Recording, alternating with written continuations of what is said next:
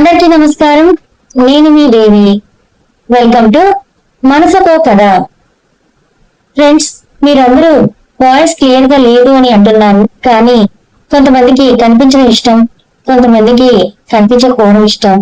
అలాగే ఇప్పుడు YouTube rules మారాయి కాబట్టి నేను ఇలా మాస్క్ పెట్టుకొని మాట్లాడుతున్నాను. దయచేసి నా పరిస్థితి అర్థం చేసుకోండి. అలాగే ఒకవేళ మీకు ఎవరికైనా నా వాయిస్ క్లియర్ గా లేదనిపిస్తే పక్కన స్క్రోలింగ్ కూడా ఇస్తున్నాను కదా, దయచేసి అది చదువుకోండి. ఇది నా రిక్వెస్ట్ మాత్రమే, దయచేసి తప్పుగా అర్థం చేసుకోకండి. మరి ఈ రోజు మన కథలోకి వెళ్ళిపోదామా? కొత్త కోడలు. మరి ఈ కథ ఏంటో చూద్దాం. కథ చదవడం స్టార్ట్ చేసే ముందే కథకు ఒక చిన్న లైక్ చేయండి, అదే వీడియోకి ఒక లైక్ చేయండి. స్టోరీ ఎలా అనిపించిందో కామెంట్ చేయండి. అలాగే ఇంకెవరైనా సబ్స్క్రైబ్ చేసుకోకపోతే సబ్స్క్రైబ్ చేసుకోండి. స్టోరీలోకి వెళ్ళిపోదాం. ఆ రోజు ఉదయం పూట ఇల్లంతా ఎంతో ప్రశాంతంగా ఉంది. పూజ గది నుండి వస్తున్న అగరబత్తుల సువాసన, రేడియోలో వస్తున్న ఘంటసాల గారి సుప్రభాతం పాట ఆ ఇంటికి ఒక కొత్త అందాన్ని తెచ్చాయి. హాల్లో కూర్చొని పేపర్ చదువుతున్నాడు 60 ఏళ్ల రాఘవరావు. కిచెన్ నుండి వేడి వేడి కాఫీ కప్పులతో బయటకు వచ్చింది జానకమ్మ. ఆమె మొహంలో ఎనలేని ఆనందం కనిపిస్తోంది. కాఫీ కప్పును రాఘవరావుకు అందిస్తూ, ఏమండి కాఫీ తీసుకోండి, సమయం చూసారా, అప్పుడే 7 దాటింది. మన కార్తీక్ రమ్య ఇంకో గంటలు ఇంటికి వచ్చేస్తారు కదా. రాత్రంతా నాకు అసలు నిద్ర పట్టలేదు తెలుసా. కొడుకు కోడలు పెళ్ళైన కొత్తలో హనీమూన్ వెళ్లారు. వారం రోజుల తర్వాత ఇప్పుడే ఇళ్లకు వస్తున్నారు. ఇల్లంతా ఎంత వెళ్తిగా అనిపించిందో ఈ వారం రోజులు అంది జానకమ్మ. రాఘవరావు నవ్వుతూ పేపర్ ని పక్కన పెట్టి కాఫీ సిప్ చేస్తూ, అవును జానకి, నువ్వు చెప్పింది నిజమే. ఇల్లంటే పిల్లలతోనే కదా కలకలలాడేది. అయినా నువ్వు రాత్రంతా పడకపోతే ఏం చేస్తున్నావు, ముసల్దాన్ని అయిపోతున్నావు. ఆ ఆరోగ్యం కొంచెం చూసుకోవాలి కదా అన్నాడు. జానకమ్మ ముద్దుగా వేసుకుంటూ, నాకేం ముసలితనం వచ్చిందండి బాబు, నా కొడుకు కూడా వస్తుంటే లేని ఓపిక ఎక్కడి నుంచో వచ్చేస్తుంది. పొద్దున్న 4 గంటలకే లేచాను. కార్తీక్ ఇష్టమని సేమియా పాయసం చేశాను, పులిహోర కూడా కలిపి పెట్టాను.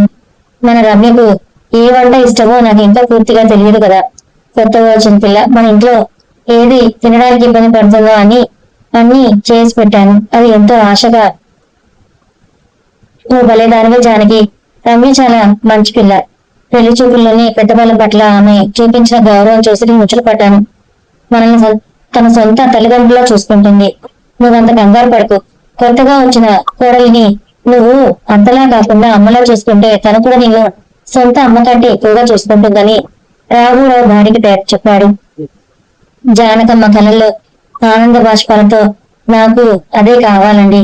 ఈ రోజుల్లో అందరూ విడిగా ఉండాలనే చూస్తున్నారు, కానీ నా కొడుకు మాత్రం మమ్మల్ని వదిలి ఉండలేనని పెళ్లికి ముందే పిల్లవాళ్లకు చెప్పాడు. రమ్య కూడా దానికి ఒప్పుకుంది. ఇంతకంటే ఒక తల్లికి ఏం కావాలో చెప్పండి అంది. సరిగ్గా అదే సమయంలో ఆ ఇంటి ముందు కారు ఆగిన శబ్దం వినపడింది. హారన్ సౌండ్ వినగానే జానకమ్మ ముఖం వెలిగిపోయింది. అగో పిల్లలు వచ్చేసారనుకుంటా, నేను వెళ్ళి హాట్ బెల్లం తెస్తాను, మీరు బయటకు వెళ్ళి లగేజ్ తీసుకోవడానికి సాయం చేయండి అంటూ కంగారుగా లోపలికి పరిగెత్తింది. కాళ్ళ నుంచి కార్తీక్ నవ్వుతూ దిగాడు. వెనకే రమ్య కూడా దిగింది. రమ్య జీన్స్ కుర్తీ వేసుకుని చాలా మోడర్న్ గా ఉంది. అయితే ఆమె ముఖంలో కార్తీక్ ముఖంలో ఉన్నంత ఉత్సాహం లేదు. ఏదో ఒక అలసట, ముఖంలో చిన్న అసంతృప్తి కొట్టొచ్చినట్టుగా కనిపిస్తున్నాయి. కార్తీక్ గట్టిగా, అమ్మా నాన్న వచ్చేసాం, అబ్బా జెన్నీ వల్ల ఒళ్ళంతా నొప్పులు వచ్చేస్తున్నాయి అన్నాడు. రాఘవరావు నవ్వుతూ, రానన్న, రామ రమ్య బాగున్నారా, ప్రయాణం అంతా హ్యాపీగా సాగిందా అని అడిగాడు. రమ్య కృత్రిమంగా నవ్వుతూ, ఆ బాగుంది మామయ్య గారు అని అంది. జానకమ్మ గేటు దగ్గరకు వచ్చి ఇద్దరికి దిష్టికేసి హారతి ఇచ్చింది. లోపలికి రండమ్మా. లోపలికి వచ్చేటప్పుడు కుడికాలు పెట్టిరమ్మా రమ్య అంటే లోపలికి ఆహ్వానించింది. రమ్య మనసులో కొద్దిగా విసుక్కుంటూనే కుడికాలు పెట్టి లోపలికి వచ్చింది. హాల్లో అడుగు పెట్టగానే ఆమెకు ఆ ఇల్లు చాలా పాతకాల పిల్లల ఇరుగ్గా అనిపించింది. ఊటీలో తాము గడిపిన లగ్జరీ హోటల్ రూమ్స్, అక్కడి ఫ్రీడమ్ గుర్తొచ్చి ఆమె మనసు చివుకుమంది. కార్తీక్ సోఫాలో వాలిపోతూ, అమ్మ చాలా ఆకలిగా ఉంది, ఊటీలో ఫుడ్ అస్సలు నచ్చలేదు, ఏవో చప్పగా ఉన్నాయి వంటలన్నీ, నీ చేతి వంట తినాలని వారం రోజులుగా నా కడుపు ఎంత ఆశగా ఎదురు చూస్తుందో తెలుసా అన్నాడు. జానకం సంతోషంగా కొడుకు తల నిమురుతూ, నాకు తెలుసురా నాన్న, అందుకే నువ్వు అడుగు పెట్టేసరికి పాయసం, పులిహోర, వేడివేడి ఇడ్లీలు అన్ని సిద్ధం చేసి పెట్టాను. రమ్యమ్మ, నువ్వు కూడా వెళ్ళి కాళ్ళు చేతులు కడుక్కొని రామ్మ, అందరం కలిసి కూర్చొని తిందాం అంది. కానీ రమ్య నెమ్మదిగా, లేదంతే గాని నాకు ఇప్పుడు తినాలని లేదు, కొంచెం తలనొప్పిగా ఉంది, నేను రూమ్ కి వెళ్ళి ఫ్రెష్ అప్ అవుతానంది. జానకమ్మ ఆందోళనగా, అవునా అమ్మ, జర్నీ కదా అలసిపోయావు, సరే నువ్వు వెళ్ళి కాసేపు పడుకో, నేను రూమ్ కి కాఫీ పంపిస్తానంది రమ్య తన హ్యాండ్ బ్యాగ్ తీసుకుని బెడ్రూమ్ లోకి వెళ్ళిపోయింది. ఆమె నడుస్తుంటే మనసులో ఆలోచనలు చాలా వేగంగా పరిగెడుతున్నాయి. అబ్బా, ఇంటికి రాగానే మళ్ళీ అదే పాత గోల, పొద్దున్నే ఈ వంటల వాసనలు, అత్తయ్య గారి అతి జాగ్రత్తలు, నాకేంటో ఊపిరి ఆడినట్టుగా ఉంది. కార్తీక్ తో ప్రశాంతంగా ఒక్క రోజైనా గడపేస్తారా వీళ్ళు అని అనుకుంటూ బెడ్ మీద పడుకుంది. ఆ రాత్రి బెడ్రూమ్ లో రమ్య తన సూట్ కేసులోని బట్టలన్నీ తీసి అల్మారాలో చదువుతోంది. కార్తీక్ బెడ్ మీద కూర్చొని తన ఫోన్ లో ఊటీ ఫోటోలు చూసుకుంటూ మురిసిపోతున్నాడు. ఒక ఫోటో చూపిస్తూ, రమ్య ఇది చూడు, ఊటీ బొటానికల్ గార్డెన్ లో మనం దిగిన ఫోటో ఎంత బాగుందో కదా, ఈ ఫోటోలు నేను ఫ్రేమ్ కట్టించి మా రూమ్ లో తగిలిస్తాను. అసలు ఆ వారం రోజులు ఎలా గడిచిపోయో కూడా తెలియలేదు కదా రమ్య అన్నాడు కార్తీక్. రమ్య బట్టలు సర్దుతూ విసుగ్గా, అవును కార్తీక్, అక్కడ చాలా బాగుంది, చాలా ఫ్రీడమ్ గా ఉంది, మనల్ని అడిగేవారు లేరు, చెప్పేవారు లేరు, మనకు నచ్చినట్టు మనం ఉన్నాం. కానీ ఇక్కడ రాగానే మళ్ళీ పాత జీవితం ఉంది. కార్తీక్ ఆశ్చర్యంగా ఫోన్ని పక్కన పెట్టి, పాత జీవితం ఏంటి రమ్య, ఇదే మన ఇల్లు, మన అమ్మ నాన్నలు, వాళ్ళని ఎంత బాగా చూసుకుంటారు, నువ్వు రాగానే అమ్మని ఇష్టమైనవని వండి పెట్టాలని ఎంత కథపడిందో చూసావు కదా అన్నాడు.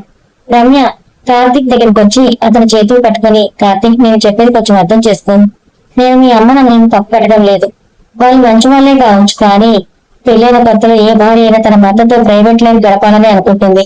ఇంట్లో పెద్దవాళ్ళు ఉంటే మనకు ఆ ఫ్రీడమ్ ఎక్కడ ఉంటుంది? పొద్దున్న లేవగానే మీ అమ్మగారి పూజలు, గంటల శబ్దాలు, మీ నాన్నగారి పేపర్ చదివే సౌండ్ నాకు ఎంతో ప్రశాంతత లేనట్టుగా అనిపిస్తోంది అని అంది తన అసంతృప్తిని బయట పెడుతూ.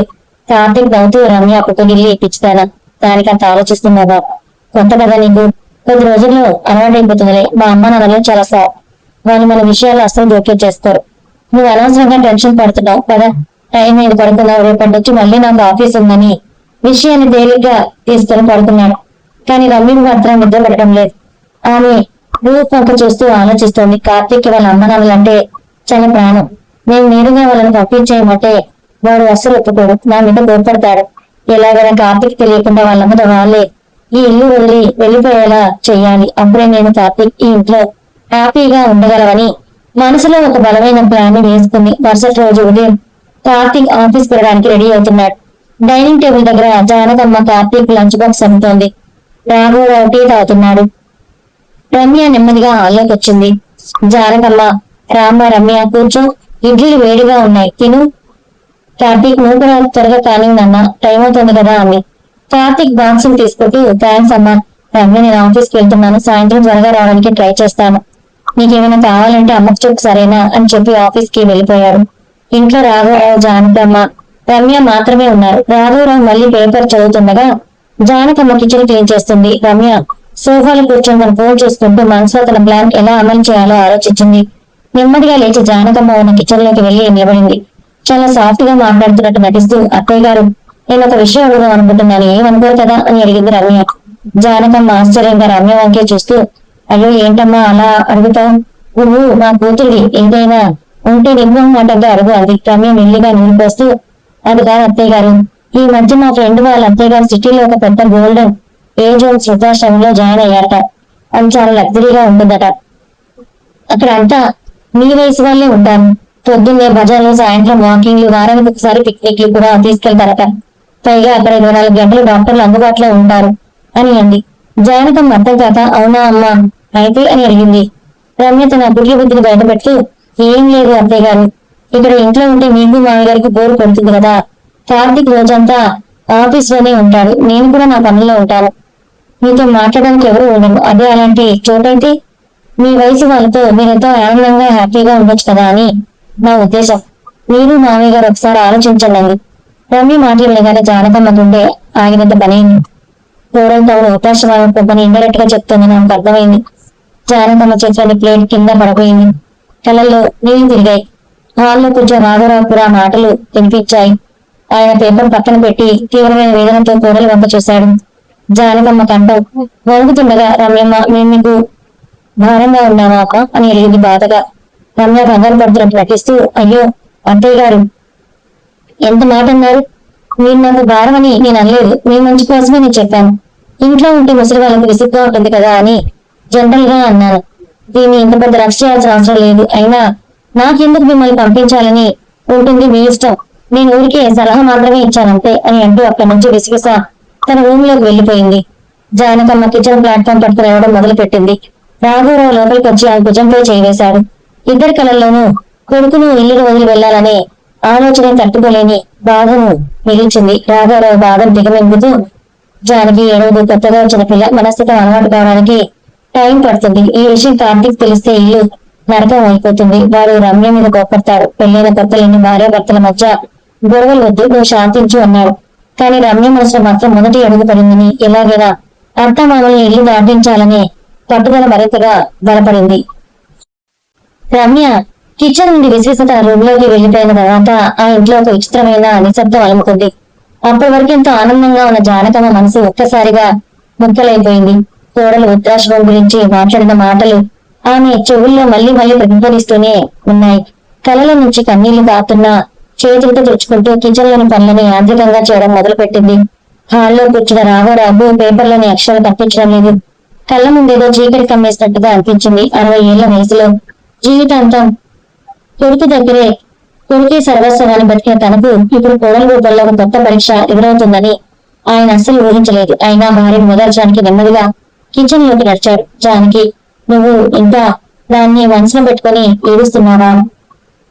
పిల్లలు కదమ్మా, ఈ రోజుల్లో అందరూ ఇలాంటి ఆలోచనతోనే ఉంటున్నారు. అయినా రమ్య నేరుగా నిన్ను పొమ్మలేదు కదా, ఏదో ముసలి వాళ్లకు అక్కడ బాగుంటుందని చెప్పిందంతే.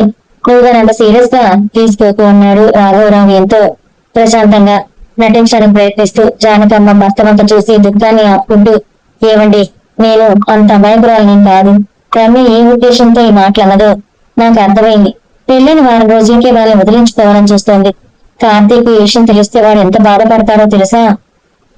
వాడికి మనమన్నా ప్రాణమే, రమ్య అన్నా ప్రాణమే. ఇప్పుడు ఇద్దరి మధ్య వాడు నలిగిపోతాడు. అందుకే నేను ఈ విషయాన్ని ఇక్కడనే మర్చిపోవాలనుకుంటున్నాను. కార్తీక్ ముందు నువ్వు కూడా ఏమనుకోండి జానకమ్మ ఎంతో పెద్ద మనసుతో. రాఘవరావు భార్య త్యాగానికి మనసులో నమస్కరించుకున్నాడు. కానీ రమ్య మాత్రం తన గదిలో కూర్చొని కోపంతో ఊగిపోతోంది. ఈ ముసలి వాళ్ళకి ఎంత పొగరు! నేను అంత పత్తిగా చెప్తే ఎదురు నన్నే ప్రశ్నిస్తారా? నేను భారం అయ్యానా అని అడుగుతారా? ఎలాగైనా కార్తీక్ ఆఫీస్ నుంచి రాగానే తనతో మాట్లాడాలి. ఈ ఇంట్లో వాళ్ళకి భద్రత మొదలైందని, మనకు భద్రత లేదని అతని తలలో నూరిపోయాలి అని రమ్య తన ప్లాన్ బిని సిద్ధం చేసుకుంది. సాయంత్రం 6 గంటలైంది. కార్తీక్ ఆఫీస్ నుంచి అలసిపోయి ఇంటికి వచ్చాడు. బ్యాగ్ సోఫాలో పడేసి, అమ్మా చాలా ఆకలిగా ఉంది, ఏమైనా తింటాను అన్నాడు. జానకమ్మ వెంటనే కిచెన్ నుండి వేరు పబ్బులు కాఫీ తీసుకొని వచ్చింది. కార్తీక్ ముఖంలో సంతోషం చూసి ఆమె తన బాధలంతా మర్చిపోయింది. అప్పుడే రమ్య తన గది నుంచి బయటకు వచ్చింది. కార్తీక్ పక్కనే కూర్చొని, ఏంటి కార్తీక్, ఈ రోజు ఆఫీస్ లో వర్క్ ఎక్కువ ఉందా? చాలా టైర్ గా కనిపిస్తున్నామండి ఎంతో ప్రేమ నటిస్తూ. అవును రమ్య, ఈ రోజు కొత్త ప్రాజెక్ట్ ఒకటి వచ్చింది, అసలు తలప్రాణం తోడుకొచ్చిందన్నాడు కార్తీక్ కాఫీ తాగుతూ. రమ్య మెల్లగా విషయాన్ని మార్చింది. కార్తీక్, నేను నీతో ఒక ముఖ్యమైన విషయం మాట్లాడాలి. నిజానికి నేను ఇది చెప్పకూడదు అనుకున్నాను, కానీ చెప్పక తప్పడం లేదు. ఈ మధ్య అత్తయ్య గారి ప్రవర్తన నాకు కొంచెం వింతగా అనిపిస్తోంది నెమ్మదిగా. కార్తీక్ ఆశ్చర్యంగా కాఫీ కప్పు పక్కన పెట్టి, అమ్మ ప్రవర్తన వింతగా ఉండవేటమ్య, ఏమైందని అడిగాడు. ఏం లేదు కార్తీక్, ఈ మధ్య అత్తయ్య గారికి మతవరకు చాలా ఎక్కువ అవుతోంది. ఈ రోజు మధ్యాహ్నం నేను కిచెన్ లోకి వెళ్ళేసరికి గ్యాస్ స్టవ్ ఆన్ లో ఉంది. దాని మీద పాలు పొంగిపోతున్నాయి, గ్యాస్ లీక్ అవుతుంది. కానీ అత్తయ్య గారు మాత్రం పూజ గదిలో కూర్చొని హ్యాపీగా భజనం చేసుకుంటారు. నేనే చూసి కరెక్ట్ టైంకి ఆపాను, లేకపోతే ఎంత పెద్ద ప్రమాదం జరిగిందో తెలుసా? నాకైతే చాలా భయం వేస్తోంది కార్తీక్. రేపు పొద్దున్న నువ్వు ఆఫీస్కి వెళ్తావు, ఇంట్లో ఏమైనా జరిగితే ఎవరు బాధ్యత అని అంది రమ్య అబద్ధాన్ని ఎంతో నిజాయితీగా చెప్తూ. కార్తీక్ ముఖంలో ఒక్కసారిగా ఆందోళన కనిపించింది. అవునా రమ్య, అమ్మ నువ్వు ఎప్పుడు అలా చేయలేదే, వయసు పైబడుతుంది కదా, నిజంగానే మర్చిపోతుందా ఏంటి అని ఆలోచనలో పడ్డాడు. రమ్య మరింతగా ముందుకు వెళ్ళి, అందుకే కార్తీక్, నేను మధ్యాహ్నం అత్తయ్య గారితో జనరల్ గా అన్నాను, ఇలా ఇంట్లో ఒంటరిగా ఉండి పనులు మర్చిపోయే కంటే సిటీలో మంచి ఓన్లెస్ హోమ్స్ ఉన్నాయి కదా, అక్కడైతే మంచి మెడికల్ కేర్ ఉంటుంది, సేఫ్టీ ఉంటుందని చెప్పాను. కానీ దానికి అత్తయ్య గారు మామీ గారు నా మీద ఎంత కోపడ్డారో తెలుసా? నేనేదో వాళ్ళను ఇల్లు వెళ్ళగొడుతున్నట్టుగా మాట్లాడారు అంటూ కళ్ళల్లో నీళ్ళు తెచ్చుకుంది. రమ్య ఏడుపు చూసి కార్తీక్ మనసు కరిగిపోయింది. నువ్వు ఏడవకు రమ్య, నువ్వు మన మంచి కోసమే కదా చెప్పావు, నేను అమ్మతో మాట్లాడతానన్నాడు. రాత్రి భోజనాల సమయంలో అందరూ డైనింగ్ టేబుల్ దగ్గర కూర్చున్నారు. కార్తీక్ గంభీరంగా ఉన్నాడు. అది గమనించిన జానకమ్మ, ఏం నాన్న అన్నం తినకుండా అలా ఆలోచిస్తున్నావని అడిగింది. అమ్మా, ఈ రోజు మధ్యాహ్నం గ్యాస్ స్టవ్ అప్పుడు మర్చిపోయావాట కదా, రమ్య చూసి ఆపకపోతే ఎంత ప్రమాదం జరిగేది. వయసు వస్తుంది కదా, కొంచెం జాగ్రత్తగా ఉండొచ్చు కదా, ఎందుకంత మతిపరుపు అన్నాడు కార్తీక్ కొంచెం విసుగ్గా. జానకమ్మ షాక్ అయింది. తను అసలు మధ్యాహ్నం పాలు కాయనే లేదు, గ్యాస్ ఆన్ చేయనే లేదు. కోడలు తన మీద ఎంత పెద్ద నింద వేసిందో ఆమెకు అర్థమైంది. జానకమ్మ మీద చెప్పబోయింది, కానీ పక్కనే ఉన్న రమ్య తన కళ్ళతోనే జానకమ్మను హెచ్చరిస్తున్నట్టుగా చూసింది. జానకమ్మ కొడుకు వైపు చూసింది. కొడుకు కళ్ళల్లో కోపం చూసి ఆమె గుండె తరుక్కుపోయింది. అవును నాన్న, నేనే మర్చిపోయాను, వస్తుందాని కదా, నా శక్తి తగ్గుతోంది, ఇంకెప్పుడు ఇలాంటి జరుగుతుంది రానా అని అంది జానకమ్మ కన్నులని ఆపుకుంటూ. రమ్య మనసులో పండుగ చేస్తుంది. మొదటి దెబ్బ కరెక్ట్ గా తగిలింది. కరెక్ట్ గా కార్తీక్ నా మాటలు నమ్మడం మొదలు పెట్టాడు. ఇక ఇల్లు వదిలి వెళ్లే రోజులు దగ్గరలోనే ఉన్నాయని మురిసిపోయింది రమ్య. మరుసటి రోజు ఉదయం నుండి రమ్య ముఖంలో ఒక వింతైన ఉత్సాహం కనిపిస్తుంది. కార్తీక్ ఆఫీస్కి వెళ్ళిన వెంటనే ఆమె తన తదుపరి ప్లాన్ అమర్చడానికి సిద్ధమైంది. ఈసారి ఇలాగైనా మామయ్య గారిని కూడా నాటకంలో రావాలని డిసైడ్ అయింది. మధ్యాహ్నం సమయం రాఘవరావు హాల్లో సోఫాలో కూర్చొని భగవద్గీత పుస్తకం చదువుకుంటున్నారు. జానకం మనసిపోయి తన గదిలో కాసేపు కళ్ళు మూసుకొని పడుతుంది. ఇల్లంతా నిశ్శబ్దంగా ఉంది. రమ్య మెల్లిగా హాల్లోకి వచ్చింది. హాల్లో ఉన్న టీపై మీద కార్తీక్ ఎంతో ఇష్టంగా కొని తెచ్చిన చాలా విలువైన గ్లాస్ ఫ్లవర్ వాజ్ ఉంది. రమ్య అటు ఇటు చూసింది. ఎవరు లేరని నిశ్చయించుకొని కావాలని తన చేత ఫ్లవర్ వాజ్ ని గట్టిగా కిందకు నెట్టేసింది. రాజ్మణి శబ్దంతో ఆ గాజు ముక్కలని హాల్లో చెల్లచెదరగా పడిపోయాయి. ఆ శబ్దానికి రాఘవరావు ఒక్కసారిగా ఉలిక్కిపడి లేచారు. రూమ్ లో పడుకున్న జానకమ్మ కూడా కంగారుగా హాల్లోకి పరిగెత్తుకుంటూ వచ్చింది. రమ్య వెంటనే సీన్ క్రియేట్ చేయడం మొదలుపెట్టింది. తన తలకు చేతులు పెట్టుకుని గట్టిగా అరుస్తూ, మామయ్య గారు ఏం చేశారు మీరు? చూసి నడవచ్చు కదా. కార్తీక్ తన మొదటి శాలీతో నాకు ఎంతో ఇష్టంగా కొనిచ్చిన బాసది, మీరు దాన్ని కావాలని కాళ్ళతో తొక్కేసి పడదోశారని అన్ని కోపంతో ఊడిపోతున్నట్టు నటిస్తూ రాఘవరావు తెల్లబోయాడు. అమ్మ రమ్య, నేనేం చేయలేదమ్మా, నేను అసలు సోఫాల నుంచి లేవలేదు, అక్కడ కూర్చొని పుస్తకం చదువుకుంటున్నాను, నా కాలు దానికి ఎలా తగ్గుతాయి అన్నారు ఎంతో అమాయకంగా. ఇంకా అబద్ధాలు ఎందుకు చెప్తాను మావయ్య గారు, ఇంట్లో మన ముగ్గురే కదా ఉన్నా, అత్తయ్య గారు లోపల పడుతున్నారు, ఏమైనా నాకు ఇష్టమైన వస్తువులు నేను బయలుపెడుతుంటానా? మీ కళ్ళు కూడా సరిగ్గా కనిపించడం లేదు, అయినా ముసలి వాళ్ళ ఇంట్లో ఉంటే ఇలాంటి నష్టాలు జరుగుతాయి అని అంది రమ్య చాలా గట్టంగా. జానకమ్మకు కోడలు ప్రవర్తన చూసి ఒళ్ళు మండిపోయింది. రమ్య, నువ్వు రథంలో పెట్టుకుని మాట్లాడు, మా ఆయన అబద్ధం చెప్పరు, ఆయన సోఫాలోనే కూర్చున్నారు, నేను చూశాను, నువ్వేం కావాలని పడేసి మా ఆయన మీద నిందవేస్తున్నావు కదా అంది జానకమ్మ మొదటిసారి గొంతు పెంచి. రమ్య కావాల్సింది కూడా ఇది.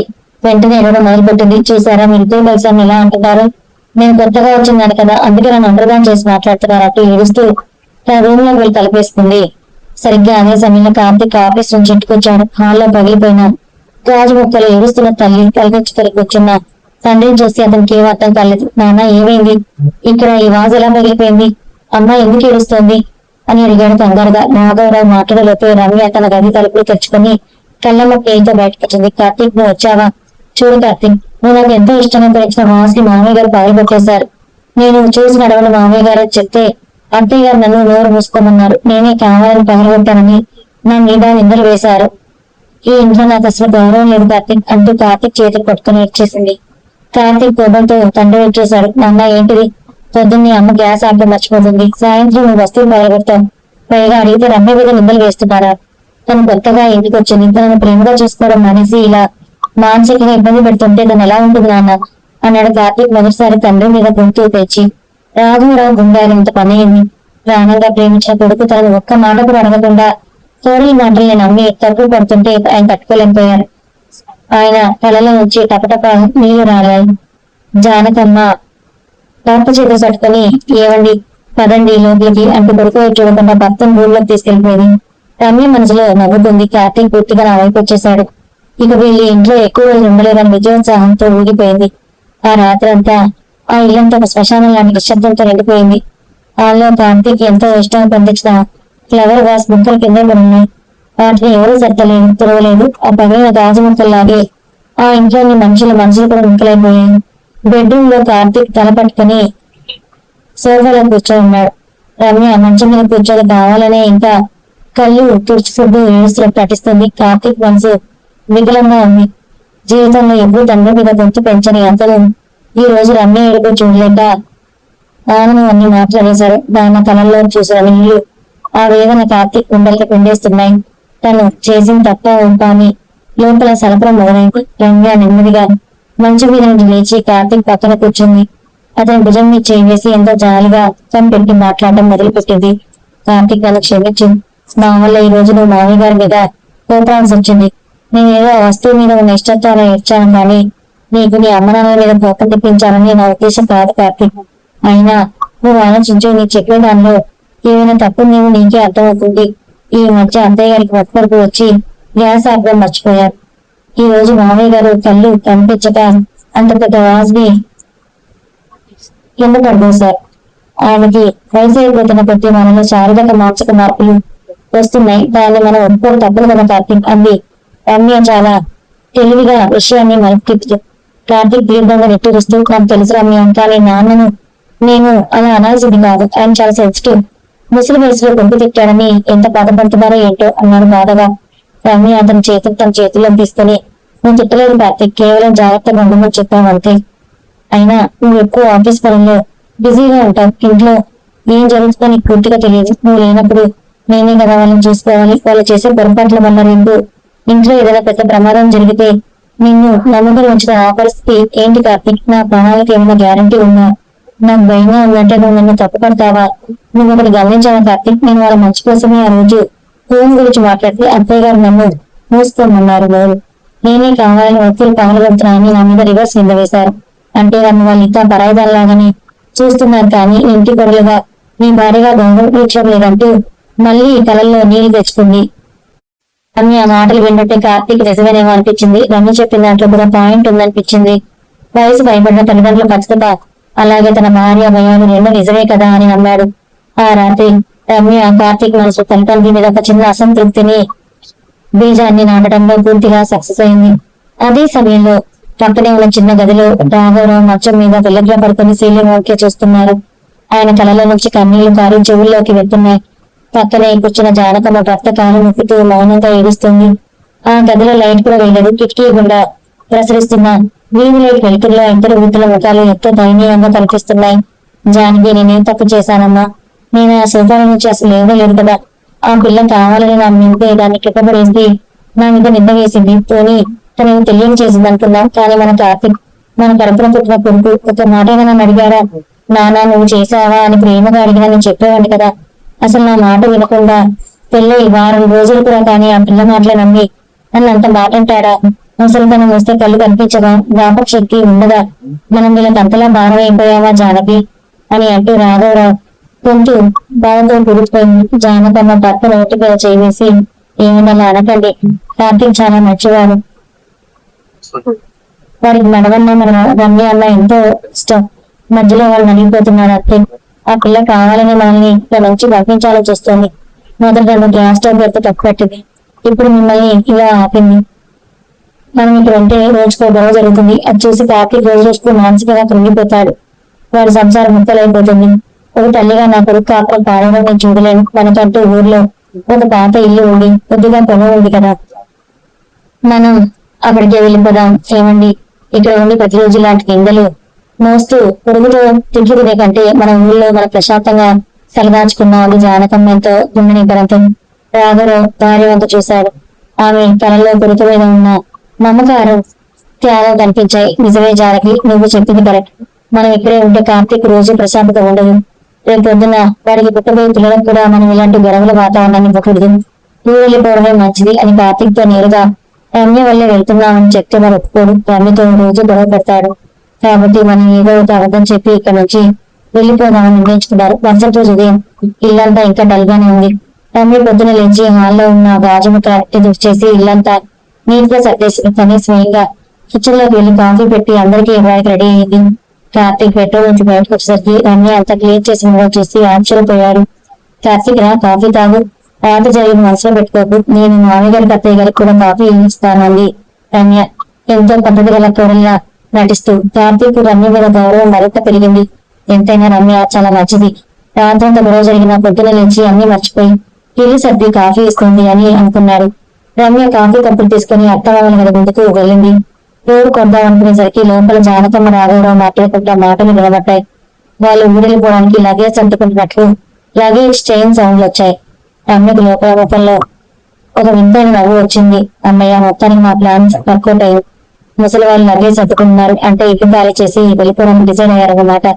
నేను అనుకున్నదంతా త్వరగా జరుగుతుందని ఊహించలేదు అని మనసులోని సంబరపడిపోయింది. రమ్య వెనక్కి వచ్చి హాల్లో కూర్చుంటే కొద్దిసేపటికి రాఘవరావు జానకమ్మ తన గదిలించి బయటకు వచ్చారు. వాళ్ళ ముఖాల్లో ఎలాంటి కోపం లేదు, కేవలం ఒక రకమైన శూన్యత కనిపిస్తోంది. కార్తీక్ వాళ్ళని చూసి తలదించుకున్నాడు. రాత్రి తండ్రిని అన్న మాటలకి క్షమాపణ అడగాలనిపించింది, కానీ లోపల ఉన్న ఏదో అడ్డొచ్చింది. రాఘవరావు నెమ్మదిగా కార్తీక్ దగ్గరకు వచ్చి సోఫా పక్కన నిలబడ్డాడు. కార్తీక్, నాన్న ఒక విషయం చెప్పాలి అన్నాడు ఎంతో ప్రశాంతమైన గొంతుతో. కార్తీక్ లేచి నిలబడి చెప్పండి నాన్న అన్నాడు నెమ్మదిగా. నాన్న, ఊరి నుంచి రోజు పొద్దున్నే మీ బాబాయ్ ఫోన్ చేశాడు. మన పొలం దగ్గర ఏదో గడ్డు గోవులు జరుగుతుందట.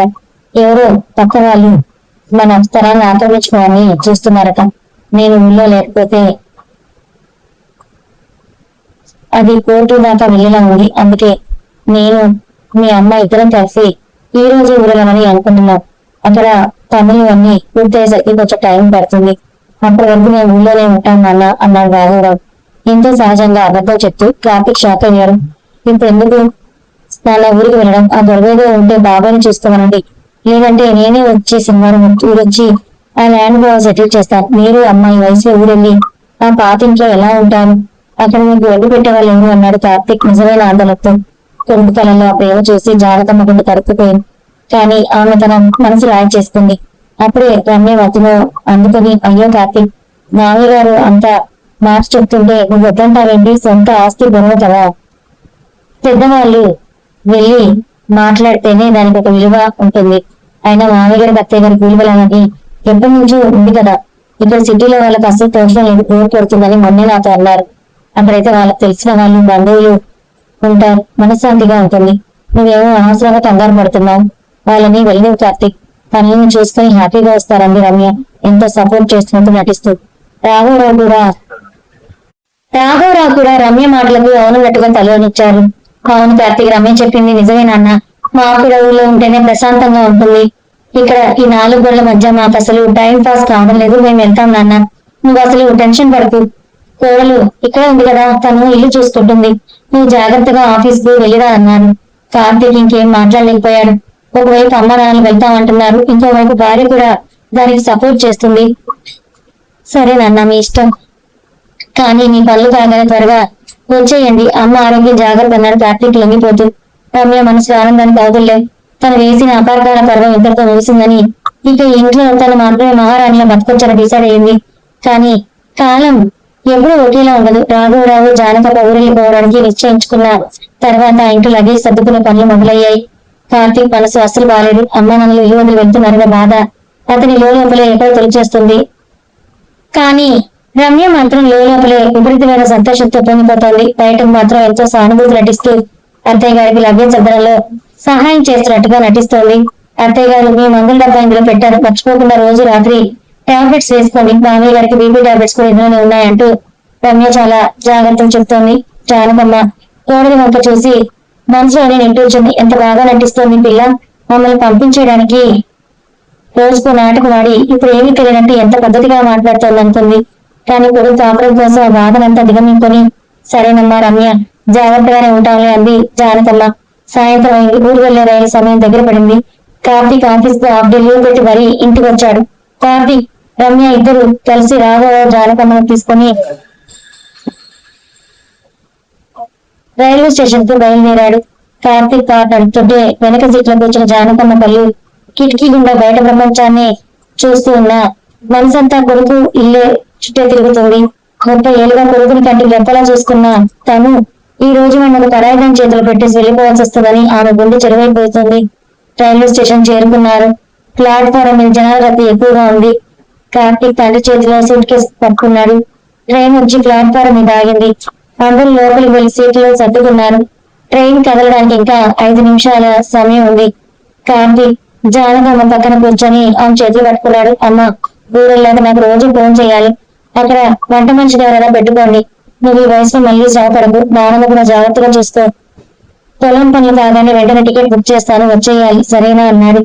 కార్తీక్ కలలో నీవు తిరుగుతుండగా జానకమ్మ కొడుకు తన వెంబడుతూ కన్నీళ్ళ నాపుకుంటూ, నువ్వు బాధపడకు నాన్న, మేము చాలా జాగ్రత్తగా ఉంటాం. అయినా మా సొంత ఊరే కదా, అక్కడ మా చిన్నప్పటి నుంచి ఉన్నవాళ్ళే ఉంటారు. నువ్వు టైంకి తిని ఆరోగ్యం జాగ్రత్తగా చూసుకో. రమ్య చిన్నపిల్ల నాన్న, ఏదైనా తెలియక మాట్లాడితే నువ్వు సర్దుకుపోవాలి. భార్యాభర్తలు ఎప్పుడు గొడవ పడకూడదు. తను ఏది వండి పెట్టినా లొసుగులు వెతకుండా ప్రేమగా తింటుంది జానకమ్మ. తన ఇల్లు వెళ్ళగలిగిన గొడవల గురించి కూడా ఒక తల్లిగా అంత మంచి మాట చెప్పడం రాఘవరావు చూసి కళ్ళు తుడుచుకున్నారు. రమ్య వెనక నిలబడి అంతా చూస్తూ మనసులో నవ్వుకుంటోంది. అబ్బా, ఈ సెంటిమెంట్ సీన్స్ ఎప్పుడైపోతాయో, ఈ ట్రైన్ ఎప్పుడు వెళ్తుందో, వీళ్ళు వెళ్తే చాలు, రేపటి నుంచి నా ఇష్టం వచ్చినట్టు బతకొచ్చని మనసులోనే తొందరపడుతోంది. ట్రైన్ హారణ వినిపించింది. గాడ్ సిగ్నల్ ఇచ్చాడు. సరే నాన్న, ట్రైన్ కదులుతోంది, మీరు కిందకి దిగండి అన్నారు రాఘవరావు. కార్తీక్ తల్లిదండ్రుల కాళ్ళకు నమస్కారం చేసుకున్నాడు. రమ్య కూడా ముక్కుపడిగా కాళ్ళకు దండం పెట్టింది. జాగ్రత్తగా వెళ్ళండమ్మా అంది రమ్య. కార్తీక్ రమ్య ట్రైన్ దిగి ప్లాట్ఫామ్ మీద నిలబడ్డారు. ట్రైన్ నెమ్మదిగా కదలడం ప్రారంభించింది. జానకమ్మ కిటికీ గుండా తల బయటకు పెట్టి కొడుకునే చూస్తూ ఏడుస్తోంది. ట్రైన్ వేగం పుంజుకుని స్టేషన్ దాటి వెళ్లిపోయే వరకు కార్తీక్ అగ్ని నిలబడి చూస్తూ ఉండిపోయాడు. అతని మనసంతా ఏదో తెలియని శూన్యత ఆవరించింది. అమ్మా నాన్నలను తనే స్వయంగా దూరంగా పంపించేస్తున్నానేమో అనే ఒక చిన్న అనుమానం, బాధ అతన్ని వెంటాడి కారులో ఇంటికి తిరిగి వస్తుంటే ఇద్దరి మధ్య ఎలాంటి మాటలు లేవు. కార్తీక్ చాలా సీరియస్ గా కారు నడుపుతున్నాడు. రమ్య మాత్రం తన ఫోన్ లో ఫ్రెండ్స్ కు మెసేజ్లు పంపుకుంటూ బిజీగా ఉంది. సక్సెస్ డియర్, ముసలి వాళ్ళు ఊరెళ్ళిపోయారు, ఇక ఇల్లు నాదే అని తన బెస్ట్ ఫ్రెండ్ మెసేజ్ పంపి మురిసిపోయింది. ఇంటికి రాగానే రమ్యకు ఇల్లంతా ఎంతో హ్యాపీగా అనిపించింది. అప్పటి వరకు ఉన్న పూజల గంటల శబ్దాలు, పాతకాల అలవాట్లు ఏవీ లేవు. హాల్లో సోఫాలో ప్రశాంతంగా కాలు చాపుకొని కూర్చుంది. అబ్బా, ఎంత ఫ్రీడమ్! రేపటి నుంచి పొద్దున్నే 6 గంటలకి లేవాల్సిన అవసరం లేదు. 8 లేచినా అడిగేవారు లేరు. వంట చేయకపోయినా అడిగే నాదులే లేడు. ఆన్లైన్ లో కూడా ఆర్డర్ చేసుకోవచ్చు అనుకుంది. కానీ కార్తీక్ మాత్రం నేరుగా బెడ్రూమ్ లోకి వెళ్లి మంచం మీద వాలిపోయాడు. అమ్మ నాన్నలు లేని ఆ ఇల్లు అతనికి ఒక ఖాళీ అడవిలా అనిపించింది. రోజు ఆఫీస్ నుంచి రాగానే అమ్మ కాఫీ కప్ ఎదురొచ్చే ఆ దృశ్యం, నాన్న పేపర్ పట్టుకుని పలకరించి ఆ పలకరింపు అన్ని ఒక్కసారిగా మాయమైపోయాయి. కొన్ని రోజులు గడిచిపోయాయి. రమ్య అనుకున్నట్టే ఇల్లంతా తన ఇష్టారాజ్యంగా మార్చేసుకుంది. పొద్దున్నే ఆలస్యంగా లేవడం, వంట చేయకుండా బయట ఫుడ్ ఆర్డర్ చేయడం, ఇల్లంతా బట్టలు చెల్లచెదరగా పడేయడం, ఇలా తన లైఫ్ ని ఎంజాయ్ చేయడం మొదలు పెట్టింది. కార్తీక్ ఆఫీస్ నుంచి వచ్చేసరికి ఇల్లు కలకట్టి కనిపిస్తోంది. మొదట్లో కార్తీక్ ఏమనలేదు, కానీ రోజు రోజుకు రమ్య ప్రవర్తన చూసి అతనికి కొద్దిగా విసుగు రావడం మొదలైంది. అమ్మ అన్ని ఊరెళ్ళి అప్పుడే 2 వారాలు దాటిపోయింది. కార్తీక్ రోజు రాత్రి అమ్మకు ఫోన్ చేసి మాట్లాడేవాడు. జానకమ్మ ఫోన్ లో ఎంత సంతోషంగా ఉన్నట్టు నటిస్తూ, మేము ఇక్కడ చాలా బాగున్నాం నాన్న, పొలం పనులవి జరుగుతూ ఉన్నాయి, నువ్వు రమ్యను జాగ్రత్తగా చూసుకో అని చెప్పేది. కానీ ఆ తల్లి మనసు లోపలే ఎంతగా ఏడుస్తుందో కార్తీక్ అర్థం కాలేదు. రమ్య ఈ 2 వారాల్లో పూర్తిగా మారిపోయింది. అత్తమామలు లేరనే ధైర్యంతో కార్తీక్ ముందు కూడా ఒక్కసారి విసుకునేది. అయితే ఒక రోజు రమ్య చేసిన అతి పెద్ద పొరపాటు ఆ కుటుంబంలో ఒక భయంకరమైన తుఫాను తీసుకురాబోతుంది. ఆ రోజు కార్తీక్ ఆఫీస్ నుంచి ఎవరూ ఊహించిన విధంగా చాలా త్వరగా ఇంటికి వచ్చాడు. ఆ సమయంలో రమ్య బెడ్రూమ్ లో కూర్చొని తన ఫ్రెండ్ తో ఫోన్ లో మాట్లాడుతోంది. ఆమె మాట్లాడుతున్న మాటలు హాల్లో పడుగు పెట్టిన కార్తీక్ చెవిలో పడ్డాయి. ఆ మాటలు విన్న కార్తీక్ ముందు ఒక్కసారిగా ఆగిపోయినంత పని. కార్తీక్ ఆఫీస్ నుంచి ఇంటికి వచ్చేసరికి సాయంత్రం 4 గంటలు అవుతోంది. సాధారణంగా అతను రాత్రి 8 గంటలకు కానీ ఇంటికి రాడు. కానీ ఆ రోజు ఆఫీస్ లో సర్వర్ డౌన్ అవడం వల్ల మేనేజర్ అందరినీ త్వరగా వెళ్ళిపోమని చెప్పారు. ఇంటికి వస్తున్నంతసేపు కార్తీక్ మనసు ఏదోలా ఉంది. ఊరెళ్ళిన అమ్మ నాన్నలు గుర్తొస్తూనే ఉన్నారు. అమ్మ చేతి కాఫీ తాగి 7 రోజులైందో అనుకుంటూ బైక్ పార్క్ చేసి ఇంటి తాళం తీసి లోపలికి అడుగు పెట్టాడు. ఇల్లంతా ఒక వింత నిశ్శబ్దంతో ఉంది. హాల్లో లైట్లు వేయలేదు. కిచెన్ లో చూస్తే సింక్ నిండా పాత గిన్నెలు అలాగే పడేస్తున్నాయి. ఇల్లంతా డస్ట్ గా ఉంది. అమ్మ ఉన్నప్పుడు ఇల్లంతా నీట్ గా ఉండేదో, రేవులతో ఉరిమేదో గుర్తొచ్చి కార్తీక్ మనసులో చిన్నగా బాధ కలిగింది. బెడ్రూమ్ వైపు వెళ్తుంటే లోపల నుంచి రమ్య గట్టిగా నవ్వుతున్న శబ్దం, ఎవరో ఫ్రెండ్ తో ఫోన్ లో మాట్లాడుతున్న మాటలు వినిపించాయి. కార్తీక్ నెమ్మదిగా డోర్ దగ్గరికి వెళ్లి నిలబడ్డాడు. రమ్య వెనక్కి తిరిగి చూడడం వల్ల కార్తీక్ వచ్చిన విషయం ఆమె గమనించలేదు. ఆమె ఎంతో గర్వంగా నవ్వుకుంటూ తన బెస్ట్ ఫ్రెండ్ శ్వేతతో ఫోన్ లో మాట్లాడుతుంది.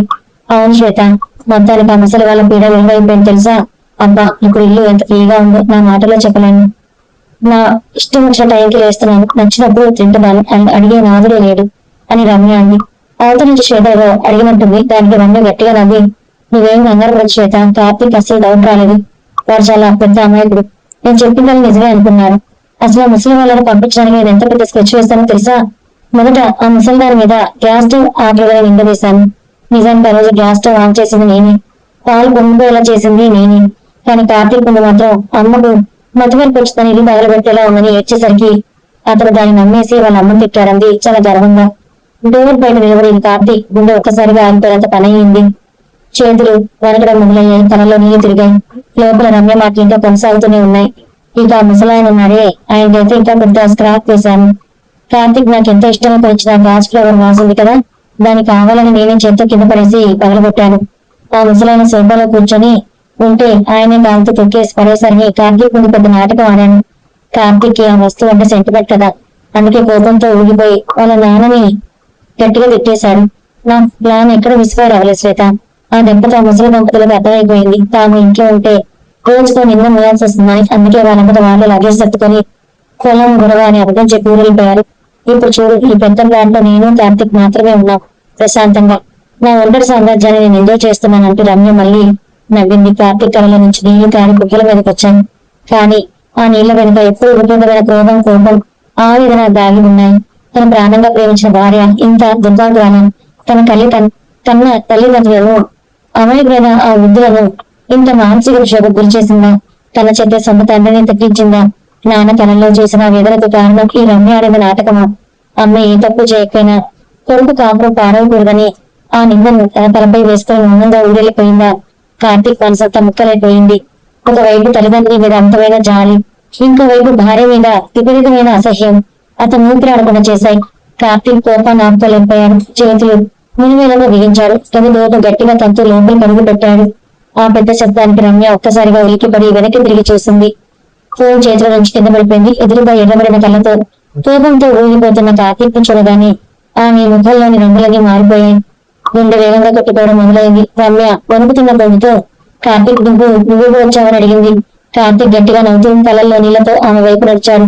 నవ్వు చూస్తుంటేనే రమ్యకు ఉల్లి వణికిపోయింది. ఎప్పుడు వచ్చానా రమ్య? నువ్వు మీ ఫ్రెండ్స్ శ్వేతకు నీ గొప్పతనం చెప్తుంటూ నా అమ్మ నాన్నలను ఎంత బాగా మోసం చేస్తారో చెప్తున్నప్పుడే వచ్చాను రమ్య. ఎంత బాగా నాటకమాడు. ఆ గ్యాస్ స్టవ్ ఆన్ చేసింది నువ్వేనా? ఆ ఫ్లవర్ బాస్ పవర్ కొట్టింది నువ్వేనా? నా చేతి నా తండ్రిని తిట్టించావు చూడు.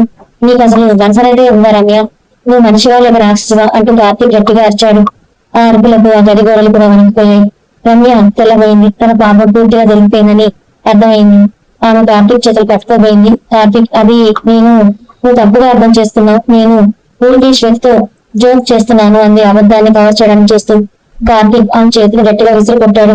నోరుబోయి రమ్య, ఇంకా అవతాలు చెప్తావా? నీ సొంత నోటితో నువ్వు చెప్పిన ప్రతి మాట నేను నా చెవులతో విన్నాను. నేను నా ప్రాణం అనుకున్నాను రమ్య. నువ్వేం చెప్తే అదే విన్నాను. నా కన్నవాళ్ళను కాదని నీ పక్క నిలబడ్డాను. కానీ నువ్వు నా ప్రాణం తీసే పని చేశావు. నా అమ్మ నాన్నలు నీకు ఏం ద్రోహం చేశారు? నేను గోడలుగా కాదు కూతుర్లో చూస్తున్నాను. నువ్వు రాగానే నీకు నచ్చిన వంటలు చేయాలని నా తల్లి ఎంత తప్పపడింది. నువ్వు ఎన్ని నిందలు వేసినా నా కాపురం పాడవకూడదని ఆ ముసలి వాళ్ళు మౌనంగా ఇల్లు వదిలి వెళ్లిపోయారు. అలాంటి వాళ్ళని ఇంతలా ఏడిపిస్తావా అంటూ కార్తీక్ పెట్ పక్కన ఉన్న అల్మరాను గట్టిగా గుద్దాడు. అతని చేతులు రక్తం కారుతున్నా అతనికి ఆ బాధ తెలియడం లేదు. మనసులో ఉన్న బాధ అంతకంటే ఎక్కువగా ఉంది. రమ్య భయంతో కింద మోకాల మీద కూర్చొని కార్తీక్ కాలు పట్టుకుంది. కార్తీక్ నన్ను క్షమించు. నేను నీతో మాత్రమే ఒంటరిగా ఉండాలనే పిచ్చితో ఇలా చేశాను. పెద్దవారంటే మనకు ఫ్రీడమ్ ఉండదని ఎవరో చెప్తే విని తప్పు చేశాను. కార్తీక్, నన్ను వదిలేదు. నేను నిన్ను చాలా ప్రేమిస్తున్నానంటూ గట్టిగా ఏడవడం మొదలుపెట్టింది. కార్తీక్ ఆమె వైపు ఎంతో అసహ్యంగా చూశాడు. ప్రేమించావా? ప్రేమించే వాళ్ళు కన్న వాళ్ళని దూరం చేయను రమ్య. నేనంటే స్వార్థపడడంతో కలిసి జీవించడం నా వల్ల కాదు. నా కన్న వాళ్ళని నేర్పించిన నువ్వు నన్ను ఎప్పటికీ సంతోషంగా ఉంచడం. ఇప్పుడు ఈ క్షణం ఇల్లు వదిలి వెళ్ళిపోని ముఖం చూడటం కూడా నాకు ఇష్టం లేదు అన్నాడు కార్తీక్ చాలా కఠినంగా. రమ్య ఏడుస్తూ, కార్తీక్ ప్లీజ్ అలా అనుకు, నాకు ఒక్క అవకాశం ఇవ్వు అంది వేడుకుంది. కానీ కార్తీక్ వినలేదు. ఆమె సూట్ కేసు తీసి అందులో ఆమె బట్టలన్నీ ఇసి పారేసి రమ్యను చేయి పట్టుకుని హాల్లోకి పంపించాడు. మెయిన్ డోర్ తెచ్చి ఆమె బయటకు తోసేసి, ఇకపై నా జీవితంలో నీకు స్థానం లేదంటే తలుపు గట్టిగా వేసేశాను. రమ్య బయట నిలబడి తలుపు బాధతో ఏడుస్తోంది. కానీ లోపల కార్తీక్ ఆమెలో సోఫాలో నిలబడి రెండు చేతుల్లో మొహాన్ని దాచుకుని చిన్నపిల్లాళ్ళ ఏడవడం మొదలు పెట్టాడు. అమ్మ నాన్నలకు తను చేసిన అన్యాయం గుర్తొచ్చి అతని గుండె పగిలిపోతోంది. కార్తీక్ ఇంటి తలుపు గట్టిగా వేసేసి లోపల కూలబడిపోయాక బయట కారిడార్ లో రమ్య ఒంటరిగా నిలబడిపోయింది. చేతిలో సూట్ కేసు, కళ్ళల్లో కన్నీళ్లు, మనసంత ఒక రకమైన శూన్యత ఆమెను ఆవరించాయి. తన ఆడిన నాటకం ఇంత దారుణంగా బయటపడుతుందని, కార్తీక్ తనను క్షమించకుండా ఇల్లు దాటిస్తాడని ఆమె అస్సలు అనుకోలేదు. రాత్రి సమయం కావడంతో అపార్ట్మెంట్ పక్కింటి వాళ్ళు ఎవరైనా చూస్తారేమోనని భయంతో కన్నీళ్లు తుడుచుకుంటూ లిఫ్ట్ దిగి కింద పనిచేసింది. ఫోన్ చేసి వాళ్ళ అమ్మ ఫోన్ చేసింది. ఫోన్ ఎత్తగానే రమ్య గట్టిగా ఏడవడం మొదలుపెట్టింది. అమ్మ, కార్తీక్ తన ఇంట్లో నుంచి వెళ్ళగొట్టేశాడు. తను అసలు ఒక్క మాట కూడా మాట్లాడకుండా నా బట్టలన్నీ సర్ది గది రోడ్డు మీదకి నెట్టేశాడు. నేను ఇప్పుడే క్యాబ్ ఎక్కి ఇంటికి వస్తున్నాను అని అంది ఏడుస్తూ. కూతురి మాటలు వినగానే అటువైపు ఉన్న వాళ్ళ అమ్మ సుమిత్ర గుండాగినంత పనైంది. ఏమైంది రమ్య? పెళ్ళి నెల కూడా కాలేదు, అప్పుడే అంత గొడవ ఎందుకయింది? కార్తీక్ లాంటి సాఫ్ట్ మనిషి నేను వెళ్ళగొట్టడం ఏంటి అని అడిగింది కంగారుగా. కానీ రమ్య సమాధానం చెప్పకుండా ఫోన్ పెట్టేసింది. క్యాబ్ ఎక్కి రమ్య తన పుట్టింటికి చేరినసరికి రాత్రి 1 గంట అయింది. ఇంట్లో కడుగు పెట్టగానే సుమిత్ర, రమ్య తండ్రి నారాయణరావు ఆందోళనగా ఎదురొచ్చారు. రమ్య సోఫాలో కూర్చొని గట్టిగా ఏడుస్తూ కార్తీక్ తనని ఎలా తిట్టాడు, ఇంత కఠినంగా ప్రవర్తించాడు అంతా చెప్పింది. కానీ తను అత్తమామల మీద వేసిన నిందలను, ఆడిన నాటకాలను మాత్రం దాచేసింది. నేను కేవలం మన ఫ్రీడమ్ కోసం పెద్దవాళ్ళు వేరేగా ఉంటే బాగుంటుందని జనరల్ గా అన్నానన్నా. దాని కార్తీక్ అని రాక్షసి అని, స్వార్థపరవాలు అని ఎంత మాట అన్నాడో తెలుసా అంటూ రివర్స్ లో కార్తీక్ మీద తప్పు నెట్టడానికి చేసింది. నారాయణరావు చాలా కోపంగా, ఎంత ధైర్యం వాడికి నా కూతుర్ని అర్ధరాత్రి వేళ ఇల్లు వెళ్ళగలుగుతాడా? రేపు పొద్దున నేను వాడి ఇంటికి వెళ్లి నిలదీస్తాను. అసలు వాడు నేను ఎలా పంపిస్తాడో నేను చూస్తాను అన్నారు ఆవేశంగా. కానీ సుమిత్రకు తన కూతురు మనస్తత్వం గురించి పూర్తిగా తెలుసు. పెళ్లి ముందుకు రమ్య చాలా ముందుగా అనుకుని సాధించాలని స్వార్థంతో ఉండదని ఆమె గుర్తుంది. సుమిత్ర రమ్య దగ్గరికి వచ్చి ఆమె కళ్ళలోకి నేరుగా చూస్తూ గంభీరంగా అడిగింది. రమ్య, నాతో అబద్ధం చెప్పదు. కార్తీక్ అంత తేలిక ఎవరి మీద కోపడే మనిషి కాను. పెళ్లి చూపుల్లో పెళ్లిలో వాళ్ళ అమ్మ నాన్నలను వదిలి ఉండలేని వాడు ముందే చెప్పాడు. నువ్వు కూడా దాన్ని ఒప్పుకున్నావు. మరి వారం రోజులకే వాళ్ళ అమ్మ నాన్నలు పొలం గొడవ అని అబద్ధం చెప్పి ఊరిపోవేంటి? నువ్వు వాళ్ళని ఏమైనా అన్నావా? నిజం చెప్పు అని గర్జించింది. తల్లి గర్జించేసరికి రమ్య లోపల కొంచెం భయపడింది. అయినా నిజం చెప్తే అమ్మ కూడా ముసలి వాళ్ళకి బతమరు తిడుతుందని అనుకుని నేనేం అనలేదమ్మా. ఆ ముసలి వాళ్ళకి మతమరుపు ఎక్కువైపోయింది. గ్యాస్ స్టవ్ ఆపడం మర్చిపోయాను. ఇంట్లో వస్తువులు పగలగొట్టాను. నేను జాగ్రత్తగా ఉండమని చెప్తే నన్ను పరాజయం చేసి మాట్లాడారు. ఆ విషయమే కార్తీక్ చెప్తే అతను నా మాటలు నమ్మకుండా నన్ను వెళ్ళగొట్టాడని సుమిత్ర దీర్ఘంగా నిట్టూరుస్తూ, నువ్వు ఇంకా అబద్ధాలు చెప్తున్నావు రమ్య. పెద్దవాళ్ళకు మతపడుకుంటే ఒక కొడుకు భార్యను వెళ్ళగొట్టడం, నువ్వే ఏదో ఇక్కడ తప్పు చేశావు. ఆ తప్పేంటో రేపు పొద్దున కార్తీక్ ఫోన్ చేస్తానని తెలుస్తుంది చాలా క్లియర్ గా.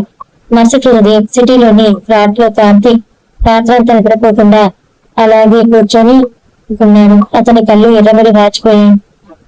తను చేసిన తక్కువ అతన్ని క్షణక్షణం నిలుస్తోంది. నేనెంత పాపాన్ని మూటగట్టుకున్నాను. మన ప్రాణంగా పెంచిన నాన్నను ఏ తప్పు చేయకపోయినా అన్ని మాటలన్నాను. రమ్య ఆడిన నాటకంలో పడి నా కన్న వాళ్ళను దూరం చేస్తున్నానా అని అనుకుంటూ బెడ్రూమ్ లోకి వెళ్ళాడు. అక్కడ ఆ నేలపై రమ్య ఫోన్ పడి ఉంది. రాత్రి కార్తీక్ వచ్చినప్పుడు ఒక చేతిలో నుంచి జారిపోయింది. కార్తీక్ ఆ ఫోన్ తీసుకున్నాడు. క్లాక్ ఓపెన్ చేసింది. రమ్య వాళ్ళ ఫ్రెండ్ శ్వేతతో చేసిన చాటింగ్, పంపిన మెసేజ్లని అందులోనే ఉన్నాయి. శ్వేత, ఈ రోజు ముసల్దాన్ చాప్టర్ క్లోజ్ చేశాను. రేపు ముసలాయన పని చెప్తాను. ఇద్దరు ఊరిపోతున్నారు. సక్సెస్ అని రమ్య పంపిన ప్రతి మెసేజ్ చూస్తుంటే కార్తీక్ ఒళ్ళు మండిపోయింది. ఇప్పుడు దారుణమైన మనసున్న స్త్రీని తన భార్యగా తెచ్చుకున్నందుకు తనను తనే అసహించుకున్నాడు. సరిగ్గా అదే సమయంలో రమ్య తండ్రి నారాయణరావు దగ్గర నుంచి ఫోన్ వచ్చింది. కార్తీక్ ఫోన్ ఎత్తాడు. నారాయణరావు కోపంగా, ఏంటి కార్తీక్ ఇది? పెళ్ళైన నెల కూడా కాకుండానే నా కూతుర్ని అర్ధరాత్రి ఇల్లు వెళ్ళగడతావా? నువ్వు పెద్ద చదువుకున్నావు, సంస్కారం ఉందనుకున్నాను, కానీ నీ ప్రవర్తన చాలా దారుణంగా ఉంది. నా కూతురు ఏం తప్పు చేసిందని అలా అంతలా అవమానించా అని నిలదీశారు. కార్తీక్ చాలా ప్రశాంతంగా కానీ గంభీరంగా అన్నాడు. మామయ్య గారు, మీ కూతురు ఏం చేస్తుందో మీకు చెప్పలేదా? అయితే ఒక పని చేయండి, నేను మీ కూతురు ఫోన్ లో మెసేజ్ నేను ఆమె వాయిస్ రికార్డ్స్ అన్ని మీకు వాట్సాప్ కు పంపిస్తాను. అవి ఒక్కసారి మీరే చూడండి, తర్వాత నా సంస్కారం గురించి మాట్లాడండి అని చెప్పి ఫోన్ పెట్టేశాడు. కార్తీక్ అన్నట్టుగానే రమ్య ఫోన్ లో స్క్రీన్ షాట్స్, ఆ వాయిస్ నోట్స్ అన్ని కూడా నారాయణరావు వాట్సాప్ కు ఫార్వర్డ్ చేశాడు. నారాయణరావు సుమిత్ర ఇద్దరు కూర్చొని ఆ మెసేజ్ చూశారు. ఆ వాయిస్ రికార్డింగ్స్ ఉన్నారు. ముసలి వాళ్ళ పీడ విరిగైపోయింది. నేనే కావాలని గ్యాస్ ఆన్ చేశాను. నేనే ఫ్లవర్ వాస్ పాల్గొట్టాను. కార్తీక్ చాలా పెద్ద అమాయకుడు, వాడిని గుండి కొట్టించాను అని రమ్య చెప్పిన మాటలు వినగానే నారాయణరావు చేతిలోని ఫోన్ కింద పడిపోయింది. ఆయన ముఖం అవమానంతో బాధతో చిన్నపోయింది. సుమిత్ర కోపంతో ఊరిపోతూ లేచింది. రూమ్ లో ఉన్న రమ్యను చుట్టుపట్టుకుని హాల్లోకి లాక్కొచ్చింది. నువ్వు అసలు మర్చిపోయిన రమ్య, ఎంత దుర్భాగ్యాలుగా నువ్వు. ఒక తల్లి కాబోయేదాన్ని ఇంకొక తల్లి మీద అంత పెద్ద నింద వేస్తావా? ఏ తప్పు చేయన ముసలాయన మీద వస్తువులు పాల్గొంటాడని అపవాదు వేసి కన్న కొడుకు తిట్టించి వాళ్ళని ఊరికి వెళ్ళగొడతావా? ఇంత కుట్ల బుద్ధి ఎక్కడి నుంచి నేర్చుకున్నావి అంటూ రమ్య బుద్ధి మీద గట్టిగా లాగి పెట్టి ఒకటి కొట్టింది సుమిత్ర.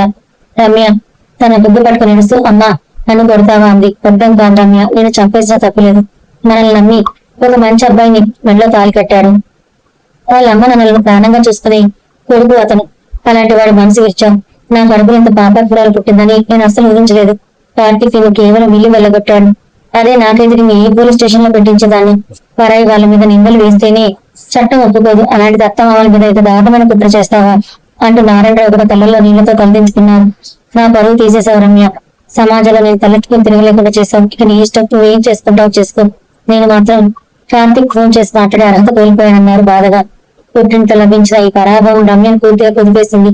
అప్పటి వరకు తను చేసిన దానికి ఏదో ఒక అబద్ధం చెప్పి తప్పించుకోవచ్చు అనుకుంది. కానీ సాక్ష్యాలతో సహా తను దొరికిపోయేసరికి ఆమెకు నోట మాట్లాడదు. అత్తయ్య తను ఒంటిన చేదు కూరను కూడా భరించడం, మామయ్య నీ తప్పు చేయకపోయినా కొడుకు తిడుతుంటే మౌనంగా ఏడవడం అన్ని రమ్య కళ్ళ ముందర కదిలాడాయి. నేను ఎంత పెద్ద తప్పు చేశాను, అంత మంచి కుటుంబాన్ని నా స్వార్థం కోసం ముఖ్యం చేశానని రమ్యకి మొదటిసారి పశ్చాత్తాపం కలిగి మోకాళ్ళ మీద కూర్చొని గట్టిగా ఏడవడం మొదలుపెట్టింది.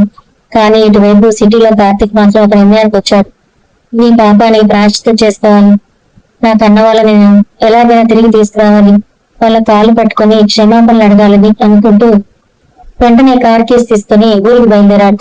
కార్తీక్ కార్ సిటీ సరిహద్దులు దాటి జాతీయ రహదారి మీదకి వచ్చేసరికి మధ్యాహ్నం 2 గంటలవుతుంది. కారు వేగంగా దూసుకుపోతున్న కార్తీక్ మనసు మాత్రం అంతకంటే వేగంగా వెనక్కి పరిగెడుతోంది. గడిచిన నెల రోజుల్లో తన ఇంట్లో జరిగిన ప్రతి సంఘటన అతని కళ్ళ ముందు ఒక సినిమా లాగా కదలాడుతోంది.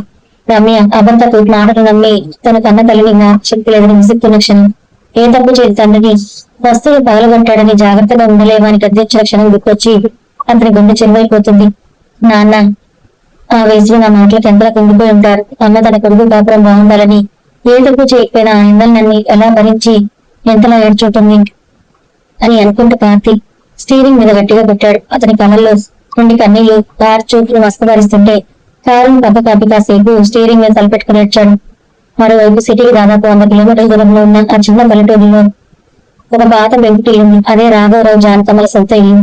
ఇల్లు పాతదే అయినా చుట్టూ ఉన్న చెట్లు, పచ్చని వాతావరణం ఎంతో ప్రశాంతంగా ఉన్నాయి. కానీ ఆ ఇంటి లోపల ఉన్న కొద్ది దంపతుల మనసులో మాత్రం ప్రశాంతత లేదు. రాఘవరావు అరుగు మీద కూర్చొని శూన్యంగా వీధి చూస్తున్నారు. కిచెన్ లో జానకమ్మ చిన్నగా పొయ్యి వెలిగించి అన్నం వండుతోంది. సిటీలో ఉన్నప్పుడు గ్యాస్ స్టవ్, మైక్రోవేవ్ ఓవెన్ అన్ని ఉండేవి. కానీ ఇక్కడ మళ్ళీ పాత అలవాట్లతో వంట చేస్తోంది. అయితే ఆమెకు ఆ శ్రమ ఏమీ అనిపించడం లేదు. మనసులో ఉన్న కొడుకు గురించిన ఆలోచనలే ఆమెను రోజు వేధిస్తున్నాయి. జానకమ్మ అన్నం గిన్నె పక్కకు పెట్టి అరుగు మీద ఉన్న భర్త దగ్గరికి వచ్చి కూర్చుంది. ఏమండి, ఈ రోజు కార్తీక్ అసలు ఫోన్ చేయలేదు. రోజు ఈ టైంకి ఒక్కసారిగా ఫోన్ చేసి అమ్మ ఎలా ఉన్నావు అని అడిగేవాడు కదా. ఈ రోజు ఎందుకో వాడు ఫోన్ చేయలేదు. నాకేంటో మనసంతా కీడు చెక్కిస్తుంది. అక్కడ పిల్లలిద్దరు బాగున్నారు కదా. తమ్మి మన కార్తీక్ ఈ టైం కొని పెడుతుందంటారా? నా కొడుకు ఆఫీస్ పనులతో ఎంత అలసిపోతాడో ఏంటో అంది జానకమ్మ ఎంతో ఆవేదనగా. రాఘవ భార్య వంక చూసి చిన్నగా నవ్వి, నువ్వు బలదానివి జానకి. మనం నా పిల్ల అన్ని మాట్లాడి ఇల్లు వెళ్ళగొట్టేలా చేస్తే నువ్వు ఇంకా ఆ పిల్ల గురించే ఆలోచిస్తున్నావా? కార్తీక్ ఆఫీస్ పనుల్లో బిజీగా ఉండండి. అయినా వాడు ఇప్పుడు భార్యతో ప్రశాంతంగా ఉన్నాడు కదా. మనం కావాల్సింది కూడా అదే కదా. మన మధ్యలో ఉంటే రోజుకో గొడవ జరిగి వాడి మనశ్శాంతి పాడయ్యేది. భగవంతుడు వాళ్ళిద్దరిని చల్లగా వస్తే చాలు. మనం ఇక్కడ మన కాలం ఎలాగోలా వెలదీయొచ్చు అన్నాడు ఎంతో పెద్ద మనసుతో. సరిగ్గా అదే సమయంలో ఆ పాత ఇంటి ముందు ఒక కారు వచ్చి ఆగిన శబ్దం వినబడింది. ఆ పల్లెటూరులో కారు శబ్దం వినబడటంతో అరుగు మీద ఉన్న రాఘవరావు, కిచెన్ లో ఉన్న జానకమ్మ ఇద్దరు ఆశ్చర్యంగా బయటకు చూశారు. కారు డోర్ తెరుచుకుని కార్తీక్ బయటకు దిగాడు. నెల రోజులుగా చూడని కొడుకుని చూడగానే జానకమ్మ ముఖం ఒక్కసారిగా వెలిగిపోయింది. ఏమండి చూడండి, నా కార్తీక్ వచ్చాడంటూ జానకమ్మ చేతిలో ఉన్న గరిటను పక్కన పడేసి కాళ్ళకు చెప్పులు కూడా వేసుకోకుండా పరిగెత్తుకుంటూ గేట్ దగ్గరికి వచ్చింది. కార్తీక్ కారు దిగి తల్లిదండ్రుల వంక చూశాడు. ఎండలో నిలబడి ఉన్న తండ్రి ముఖంలో ముసలితనం, తల్లి కళల్లో కొడుకుని చూసే ఆనందం. ఇవన్నీ చూసేసరికి కార్తీక్ లోపల ఉన్న దుఃఖం ఒక్కసారిగా కట్టలు తెచ్చుకుంది. వాడు గేట్ దాటి లోపలికి రాగానే నేరుగా వచ్చి జానకమ్మ కాళ్ళ మీద పడిపోయాడు. 2 చేతులతో తల్లి కాళ్ళను గట్టిగా పట్టుకుని, అమ్మా నన్ను క్షమించమ్మా, నేను చాలా పెద్ద పాపం చేశానమ్మా అంటూ చిన్నపిల్లల్లా గట్టిగా ఏడవడం మొదలు పెట్టాడు. జానకమ్మ కంగారు పడిపోతూ కింద పోగి కొడుకుని లేపడానికి ప్రయత్నించింది. కార్తీక్ ఏమైంది నాన్న, ఎందుకు ఏడుస్తున్నావు? లేదన్నా కాళ్ళ మీద పడతా వింటుంది కళ్ళలో నీళ్ళతో. కార్తీక్ లేవలేదు. అలాగే తల్లి కాళ్ళను పట్టుకుని, లేదమ్మా నేను నీకు ద్రోహం చేశాను, ఏ తప్పు చేయను, నిన్ను మతపరుపు అని నోటికొచ్చటో అన్నాను. రమ్య ఆడిన నాటకంలో పడి నా కన్న వాళ్ళని కాదనుకున్నాను. రమ్య చేసిన పుట్టులు అని నాకు తెలిసిపోయాయి. అమ్మ ఆ రోజు గ్యాస్ ఆన్ చేసి తనేనట, ఆ ఫ్లవర్ వాస్ పాల్గొట్టేది తనేనట. మీ మీద లేనిపోయిన నిందలు వేసి నాతో మిమ్మల్ని తిట్టించి ఈ ఇల్లు వదిలి వెళ్ళేలా చేసింది. నిన్న రాత్రి తన ఫ్రెండ్ తో మాట్లాడుతుంటే ఆ నిజాలని నా చెవుంటూ ఉన్నానమ్మా. ఇంత జరిగినా నాకు ఆపురం పారవకూడదని నువ్వు ఆ నిందలన్నీ భరించి మౌనంగా ఊరం చేశావా అమ్మా? అంత పెద్ద మనసు నీకు ఎక్కడి నుంచి వచ్చిందమ్మా అంటూ కార్తీక్ గుండె బదిలీలా ఏడ్చాడు. అరుగు మీద నిలబడిన రాఘవరావు తలలో నుంచి కూడా కన్నీళ్లు టపటప రాలేదు. ఆయన నెమ్మదిగా కిందకు వంగి వచ్చి కొడుకు భుజాల మీద చేతులు వేసి పైకి లేపారు. చాలా నువ్వు తప్పు చేయలేదు. నువ్వు రమ్యని నమ్మావు. భార్యను నమ్మడం మొగుడుగా నీ బాధ్యత. అందులో నీ తప్పేం లేదు. నాకు నీ మీద ఎలాంటి కోపం లేదు నాన్న అన్నారు రాఘవరావు గారు కొడుకుని నివారిస్తూ. కార్తీక్ తండ్రిని గట్టిగా కౌగిలించుకున్నాడు. నాన్న నన్ను క్షమించు నాన్న. ఆ రోజు నేను నమ్మి మాట్లాడినందుకు నా నాలుగు పోసుకున్న పాపపోయింది నాన్న. కొడుకు ఏంటి మిమ్మల్ని వృద్ధాపంలో కంటికి రెప్పలా చూసుకోవాల్సి పోయి ఇలా ఏడిపించానన్నాడు. జానకమ్మ కొడుకు ముఖాన్ని తన కొమ్ముతో తుడిచి, నువ్వు అసలు బాధపడకరా నాన్న. తల్లిదండ్రులకి కొడుకుల మీద కోపాలు ఉంటాయా? నువ్వు నిజం తెలుసుకుని మా దగ్గరికి వచ్చావు. అదే చాలు. ఇంతకీ రమ్య ఎక్కడ నాన్న? తనని కూడా తీసుకుని రావాల్సింది కదా. నువ్వు తన మీద కోపడలేదు కదా అని అడిగింది ఆందోళనగా. కార్తీక్ ముఖం గంభీరంగా మార్చి, తన పేరు నమ్ముంది ఎత్తకమ్మా. తన స్వార్థం కోసం మన కుటుంబాన్ని ముఖం చేసిన రాక్షసి నేను రాత్రి ఇల్లు వెళ్ళగొట్టాను. తన బట్టలని సర్ది బయటకు తోసేశాను. తనతో నాకు ఇంకా ఎలాంటి సంబంధం లేదు. నేను తనకు డివోర్స్ ఇచ్చేస్తాను. మీరే నా సర్వస్వం. మనం ముగ్గురం కలిసి సిటీలో హ్యాపీగా ఉన్నాం కదండి అన్నాడు చాలా కఠినంగా. కార్తీక్ నోటి నుంచి డివోర్స్ అనే మాట వినగానే జానకమ్మ గుండె జల్మన్. రాఘవరావు గుండెల్లో కూడా ఆందోళన కనిపించింది. జానకమ్మ కొడుకు చేతిని గట్టిగా పట్టుకుని, కార్తీక్ ఎంత పెద్ద మాట నవ్వడా? పెళ్ళేళ్ళ నెలకే భార్యను వదిలేస్తావా? డివోర్స్ ఇస్తావా? అసలు నీకు బుద్ధింగా అంది జానకమ్మ మొదటిసారి కొడుకు మీద కోపంగా. కార్తీక్ ఆశ్చర్యపోయాడు. అమ్మా తను నన్ను మాట్లాడింది, అని నేర్పించింది. అలాంటి దానికోసం నువ్వు నన్ను తిరుగుతున్నావా అన్నాడు అర్థం కాక. జానకమ్మ ఎంతో నిదానంగా సెంటిమెంట్ గా మాట్లాడడం మొదలు పెట్టింది. నాన్న కార్తీక్ నమ్మించేసి తప్పు కాదనటం లేదు, కానీ తను ఎందుకు తప్పు చేసింది? నీతో ఒంటరిగా ఉండాలని పిచ్చితో. పెద్దవాళ్ళుంటే తనకు ఫ్రీడమ్ ఉండదని లోకం తెలియని అమ్మాయితత్వంతో ఆ తప్పు చేసింది. ఈ రోజుల్లో చాలా మంది పిల్లలు ఇలాంటి తప్పుడు ఆలోచనతోనే బంధాలను విడగొట్టుకుంటున్నారు. అంత మాత్రాన భార్యను వదిలేస్తావా? బంధాలు విడగొట్టుకోవడం చాలా సులువురా నాన్న. కొంత ముక్కతో డివోర్స్ అని చెప్పి విడిపోవచ్చు, కానీ ఆ తర్వాత సమాజంలో ఆడపిల్ల జీవితం ఏమవుతుందో ఆలోచించావా? రమ్య మీ భార్య. తను తప్పు చేసినప్పుడు భర్తగా తను సరిదిద్దాలి, కానీ ఇలా రోడ్డు మీద నెట్టేయకూడదు. తను చేసిన తప్పు ఇప్పుడు తన పుట్టింటి వాళ్ళకి కూడా తెలిసి తను ఎంతలా పొంగిపోతుందో ఆలోచించు. ఒక తల్లిగా నేను చెప్తున్నాను. నువ్వు వెంటనే వెళ్ళి రమ్యని ఇంటికి తీసుకురావాలి అంది జానకమ్మ ఎంతో ఉదారంగా. రాఘవరావు కూడా భార్య మాటలను సమర్థిస్తూ, రమ్య తన తప్పు తెలుసుకునేలా చెయ్యి, అంతేగాని కాపురం కూర్చుకోవద్దు. తను మాట్లాడిన ఒక్క అవకాశం ఇవ్వు. తను మారిన రోజున ఈ ఇల్లే ఒక నందనవనం అవుతుంది అన్నాడు. కన్నవాడ త్యాగం ఆ సంస్కారం చూసి కార్తీక్ తలదించుకున్నాడు. తను ఏడిపించిన కోడల జీవితం బాగుండాలని కోరుకుంటున్న తల్లిదండ్రుల గొప్పతనం చూసి అతని కళ్ళల్లో మళ్ళీ నీరు తిరిగాయి. సరే అమ్మ, మీకు చెప్తున్నారు కాబట్టి నేను రమ్యకు ఒక అవకాశం ఇస్తాను, కానీ తను పూర్తిగా మారి మీ కాళ్ళు పట్టుకుని క్షమాపణ అడిగే వరకు నేను తనను క్షమించన్నాడు కార్తీక్. కార్తీక్ ఊరి నుండి మళ్ళీ పుట్టింటి వైపు ప్రయాణం అయ్యాడు. కార్తీక్ కారు ఊరి నుంచి తిరిగి రమ్య పుట్టింటి వైపు వేగంగా దూసుకుపోతుంది. కారు నడుపుతున్న కార్తీక్ మనసంతా అమ్మ నాన్న చెప్పిన మాటల మీద తిరుగుతున్నాయి. బంధాలని విడగొట్టుకోకు. బంధాలు విడగొట్టుకోవడం సులువురా నాన్న, కలుపుకోవడమే కష్టం అని నాన్న మాటలు. రమ్య చిన్నపిల్ల, మాట్లాడుకు ఒక అవకాశం ఇవ్వగాని అమ్మ చెప్పిన మాటలు అతని చెవుల్లో మారుమోగుతూనే ఉన్నాయి. తనను అన్ని నిందలు వేసి ఏడుపుచ్చిన కోడలి జీవితం నాశనం అయిపోకూడదని ఆరాటపడుతున్న కన్నవారి గుణం గుర్తొచ్చి నప్పుడల్లా కార్తీక్ వాళ్ళ మీద భక్తి గౌరవం మరింతగా రెట్టింపు అవుతున్నాయి. అదే సమయంలో రమ్యను ఎలా ఎదుర్కోవాలని ఒక రకమైన గంభీరత్వం అతని ముఖంలో కనిపిస్తోంది. మరోవైపు రమ్య పుట్టింట్లో వాతావరణం ఎంతో బరువుగా ఉంది. రమ్య నిన్న రాత్రి నుంచి తన గదిలో కూర్చొని ఏడుస్తూ ఉంది. ఆమె కళ్ళు బాగా వాచిపోయి ఉన్నాయి. ముఖమంతా చిన్నపోయింది. అన్నం ముద్దుకోవడం లేదు, కనీసం మంచిలు కూడా తాగలేదు. వాళ్ళ అమ్మ సుమిత్ర 2 సార్లు అన్నం పళ్ళని తీసుకుని రూమ్లో వెళ్ళిన రమ్య, ఆ కొత్తమ్మ నేను చేసిన పాపానికి నాకు అన్నం తినే అర్హత కూడా లేదంటూ ప్లేట్ ని పక్కన పెట్టేసింది. రమ్య తండ్రి నారాయణరావు హాల్లో కూర్చొని తలపట్టుకుని ఆలోచిస్తున్నారు. సమాజంలో ఎంతో కరువుగా బ్రతికిన తనకు కూతురు చేసిన పని వల్ల అల్లుడి ముఖం ఎలా చూడాలో అర్థం కావడం లేదు. రమ్య గదిలో మంచం మీద కూర్చొని తన చేతులు తనే చూసుకుంటూ ఏడుస్తోంది. నేనెంత దారుణంగా ఆలోచించాను. కేవలం నా స్వార్థం కోసం, నా ప్రైవేట్ లైఫ్ కోసం అంత మంచి అత్తయ్యను మావయ్య ఇంట్లో నుంచి వెళ్ళగొట్టాను. నేను అందిన చేదుకూరను కూడా అత్తయ్య నా కాపురం కోసం భరించింది. మావయ్య ఏ తప్పు చేయకపోయినా కొడుకు తిరుగుతుంటే కళ్ళలో నీళ్లతో తలదించుకుని వదిలిపోయాను. కార్తీక్ నన్ను వెళ్ళగొట్టడంలో ఎలాంటి తప్పు లేదు. నాలాంటి దానికి ఈ శిక్ష సరిపోదు అని రమ్య లోపలే తీవ్రమైన పశ్చాత్తాపంతో కుంగిపోతోంది. సరిగ్గా సాయంత్రం 5 గంటల సమయంలో ఇంటి ముందు కారు ఆగిన శబ్దం వినపడింది. నారాయణరావు లేచి కిటికీ గుండా బయటకు చూశారు. కార్తీక్ లోపలికి రావడం చూసి ఆయన గుండె ఒక్కసారిగా వేగంగా కొట్టుకుంది. సుమిత్ర కార్తీక్ వచ్చాడన్నాను కంగారుగా. సుమిత్ర కూడా కిచెన్ నుంచి పరిగెత్తుకుంటూ హాల్లోకి వచ్చింది. రూమ్ లో ఉన్న రమ్య కార్తీక్ వచ్చాడనే మాట వినపడగాని ఆమె ఒళ్ళు ఒక్కసారిగా ఉడికిపోయింది. భయం, సిగ్గు, ఆందోళన అన్ని కలిసి ఆమెను మంచం మీద నుంచి లేకుండా చేశాయి. కార్తీక్ హాల్లో అడుగు పెట్టాడు. అతని ముఖం చాలా గంభీరంగా నిశ్చలంగా ఉంది. నారాయణరావు తగ్గించుకుని కార్తీక్ దగ్గరికి వచ్చారు. అన్న కార్తీక్ కూర్చో అన్నారు వణుకుతున్న గొంతుతో. కానీ కార్తీక్ కూర్చోలేదు, అలాగే నిలబడ్డాడు. నారాయణరావు కార్తీక్ చేతులు పట్టుకుని కళ్ళల్లో నీళ్లతో, కార్తీక్ నా కూతురు చేసిన తప్పేంటో ఆ మెసేజ్ చూశాక నాకు పూర్తిగా తెలిసింది. తండ్రిగా నిన్ను క్షమాపణ అడిగే మొహం కూడా నాకు లేదు. నేను తనను సరిగ్గా పెంచలేకపోయానేమో అనే బాధ నన్ను చంపేస్తోంది. తను చేసిన ముమ్మాటికి తప్పే.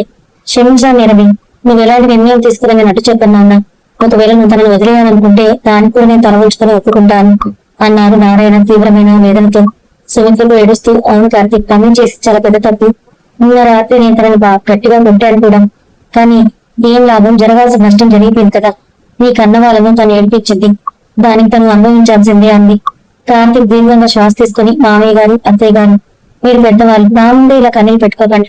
నిజానికి నేను రాత్రి రమ్యం చేసిన కుట్రలు తెలిసాక నేను దానికి డివోర్స్ ఇవ్వాలని నిర్ణయించుకున్నాను. కానీ తన ముఖం కూడా చూడకూడదు అనుకున్నాను. అందుకే ఇప్పుడే నేను మా ఊరెళ్ళి అమ్మ నాన్నని కలిసి వచ్చాను అన్నాడు కార్తీక్. డివోర్స్ అనే మాట వినగానే రూమ్ లో తలుపు వెనుక నిలబడి ఉంటున్న రమ్య గుండె పగిలిపోయినంత పని అయింది. ఆమె నోటి మీద చేయి పెట్టుకుని గట్టి గడవడం మొదలు పెట్టింది. కార్తీక్ తన మాటల్ని కొనసాగిస్తూ, నేను ఊరెళ్ళి మా అమ్మ నాన్నలతో అన్నాను, మిమ్మల్ని ఏడిపించా రమ్యను ఇల్లులోంచి వెళ్ళగొట్టేశాను, డివోర్స్ ఇస్తానని చెప్పాను. కానీ నా మాటలు వినగానే మా అమ్మ నా మీద ఎంతగా కోపడింది తెలుసా. పెళ్ళైన నెలకే భార్యను రోడ్డు మీద పెడతావా, బంధాలు విడగొట్టుకోవడం చాలా సులువురా అన్న, కలుపుకోవడమే కష్టం. రమ్య చిన్నపిల్ల, ఏదో లోకం తెలియక తప్పు చేసింది. తను మారడానికి ఒక అవకాశం ఇవ్వు. నువ్వు ఇప్పుడే వెళ్ళి రమ్యను ఇంటికి తీసుకురా అని మా అమ్మ నా కాళ్ళు పట్టుకున్నంత పనిచేసింది. మామయ్య గారు, నాన్న కూడా అమ్మ మాటలకి సపోర్ట్ చేశారు. రమ్య ఏడిపించిన ముసలి వాళ్ళు ఈ రోజు తన జీవితం బాగుండాలని నన్ను ఇక్కడ పంపించారు అన్నాడు కార్తీక్ కళ్ళ నీళ్లతో. కార్తీక్ చెప్పిన మాటలు వినగానే హాల్లో ఉన్న నారాయణరావు, సుమిత్ర ఇద్దరు ఆశ్చర్యపోయారు. అంతా మామూలు అంత పెద్ద మనసు గురించి వినగానే రమ్య ఇక తన రూమ్ లో ఆగలేకపోయింది. డోర్ తీసుకుని పరిగెత్తుకుంటూ హాల్లోకి వచ్చింది. నేరుగా వచ్చి కార్తీక్ కాళ్ళ మీద పడిపోయింది. కార్తీక్ నన్ను క్షమించు, నేను చాలా పాపాత్మురాలిని. నాలాంటి దానికి అత్తయ్య గారు మామయ్య గారు పెద్ద క్షమాపణ ఇస్తారని నేను అస్సలు అనుకోలేదు. నన్ను గొడ్డు కార్తీక్ తిట్టు, కానీ వదిలేయకు. నాకు ఇప్పుడే తెలిసింది నేను ఎంత పెద్ద తప్పు చేశాను. అత్తయ్య గారి ప్రేమను, మామయ్య గారి అమాయకత్వాన్ని నేను నా స్వాతంత్రం తొక్కేశాను. నాకు ఒక్క అవకాశం ఇవ్వు కార్తీక్, నేను మారిపోతాను. నేను అత్తయ్య గారి కాలు పట్టుకుని క్షమాపణ అడుగుతాను. నన్ను మీ అమ్మ నాన్న దగ్గర తీసుకెళ్లి కార్తీక్ అంటూ రమ్య కార్తీక్ కాలను కన్నీటితో కనిపిస్తూ గట్టిగా ఏడ్చింది. కార్తీక్ కింద పొంగి రమ్య చేతిలో తన కాలు నుంచి విడిపించి ఆయన పైకి లేపాడు. కానీ అతని ముఖంలో ఇంకా కోపం పూర్తిగా తగ్గలేదు. నువ్వు నన్ను క్షమాపణ అడగాల్సిన అవసరం లేదు, ఎందుకంటే నువ్వు ద్రోహం చేసింది నాకు కాదు, నాకు అన్న వాళ్ళని క్షమించాను కాబట్టి నేను ఈ రోజు ఇక్కడికి వచ్చాను. కానీ గుర్తుపెట్టుకో, నేను ఇంకా మనస్ఫూర్తిగా క్షమించలేదు. మనం ఇప్పుడు ఎవరికి భయపెడుతున్నాం. నువ్వు చేసిన తప్పులకి, వేసిన నిందలకి అమ్మ నాన్నల ముందు మోకాల మీద కొంచెం క్షమాపణ అడగాలి. వాళ్ళ కళల్లో నీకు పరిపూర్ణమైన క్షమాపణ కనిపిస్తేనే నువ్వు నా భార్యగా ఇంట్లో ఉండే అర్హత పొందుతావు. లేదంటే ఇక్కడితోనే మన బంధం ముగిసిపోతుందన్నాడు కార్తీక్ చాలా ఖచ్చితంగా. నేను వస్తాను కార్తీక్, నువ్వు ఎలా చెప్తే అలా చేస్తాను. వాళ్ళని తిట్టినా కొట్టినా నేను భరిస్తానంది రమ్య కళ్ళు తుడుచుకుంటూ. సుమిత్ర రమ్య దగ్గరికి వచ్చి, రమ్య ఇప్పటికైనా నీకు బుద్ధి వచ్చింది, సంతోషం. అంతా మామూలు దైవంతో సమానం. అలాంటి వాళ్ళ మనసు ముక్కలు చేశావు. ఇకనైనా ఇంటిని నందనవనం చేసుకోవడం నీ బాధ్యత నీ చేతిలోనే ఉంది. జాగ్రత్తగా వెళ్ళమ్మా అంది. నారాయణరావు కార్తీక్ భుజం తట్టి, కార్తీక్ నా కూతురు నీ చేతిలో పెడుతున్నాను, తనని మార్చుకునే బాధ్యత నీదే అన్నాడు. కార్తీక్ రమ్య ఇద్దరు కారులో ఊరికి ప్రయాణం అయ్యారు. కారు సాగుతున్నంత సేపు రమ్య మనసులో ఒకటే ఆరాటం, ఏదో త్వరగా అత్తయ్య దగ్గరకు వెళ్లి ఆమె కాళ్ళు పట్టుకోవాలని, క్షమించమని వేడుకోవాలా అని. రమ్య అత్తమామను చూడగానే తన చేతిలో బ్యాగులు కింద పడేసింది. ఒక క్షణం కూడా ఆలస్యం చేయకుండా పరిగెత్తుకుంటూ వెళ్లి జానకమ్మ కాళ్ళ మీద పడిపోయింది. రెండు చేతులతో అత్తగారి కాళ్ళను గట్టిగా చుట్టేసుకుని గుండె పగిలేలా ఏడవడం మొదలు పెట్టింది. అత్తయ్య గారు నువ్వు క్షమించండి, నా స్వాతంత్రం మిమ్మల్ని నేను ఎన్నో మాటలు అన్నాను. ఆ రోజు గ్యాస్ స్టవ్ నేనే ఆన్ చేసి మీద బతిపరికని నింద వేశాను. మామయ్య గారు ఏ తక్కువ చేయకపోయినా ఆ ఫ్లవర్ బాస్ నేనే మొదలుగొట్టి ఆయన మీద అపవాదు వేశాను. కన్న కొడుకు చేతే మిమ్మల్ని తిట్టించి ఇల్లు వదిలి వెళ్లేలా చేశాను. అత్తయ్య గారు నేను మనిషిని కాదు రాసుని, నన్ను క్షమించకండి, నన్ను గట్టిగా కొట్టండి, నన్ను కానీ నన్ను మీ కూతురుగా ఒక అవకాశం ఇచ్చి మీ దగ్గర ఉంచుకోండి అత్తయ్య గారు అంటూ రమ్య ఏడుస్తుంటే ఆమె కన్నీళ్లు జానకమ్మ పాదాలను తప్పేశాయి. జానకమ్మ కళలు దంచుకున్నారు. కన్నీళ్లు టప్పపరాలాయి. ఆమె చేతిలోని దీపాన్ని పక్కన తల మీద పెట్టి కిందకు వంగి రమ్య భుజాలు పట్టుకుని పైకి లేపి, ప్రేమ రమ్య ఏడవకండి, నువ్వు ఆ మీద నిందలు వేసినప్పుడే మేము క్షమించేశాను. ఎందుకంటే నువ్వు మా పోలేవు కాదు, మా కూతురివి. చిన్నపిల్లవి ఎవరో చెప్పిన మాటలు విని తప్పుదారి తొక్కావు, కానీ ఆ తప్పు తెలుసుకుని ఇంత దూరం వచ్చావు చూడు. ఆ మనసు మాకు చాలమ్మా, లేదు తల్లి అని జానకమ్మంది ఎంతో కారుణ్యంతో రమ్యను పైకి లేపి తన గుండెలకు హత్తుకుంది. అత్తగారి ఆలింగనంలో రమ్యకు తన సొంత తల్లి కంటే ఎక్కువ ప్రేమ నిర్మించింది. రమ్య నెమ్మదిగా రాఘవరావు గారి వైపు వెళ్ళి ఆయన కాళ్ళకు కూడా నమస్కరించింది. మావయ్య గారు నన్ను క్షమించండి. మిమ్మల్ని కార్తీక్ తిడుతుంటే నేను మనసులో నవ్వుతున్నాను. మా కళ్ళు ఇప్పుడు తెరుచుకున్నాయి మావయ్య గారు అంది. రాఘవరావు రమ్య తలపై చేయి పెట్టి దీవించారు. రమ్య, గతంలో ఏం జరిగిందో దాన్ని ఇక్కడితోనే వదిలే. బంగాలనేవి మట్టి పుల్ల లాంటివి, ఒక్కసారి బదిలితే అతికించడం కష్టం. కానీ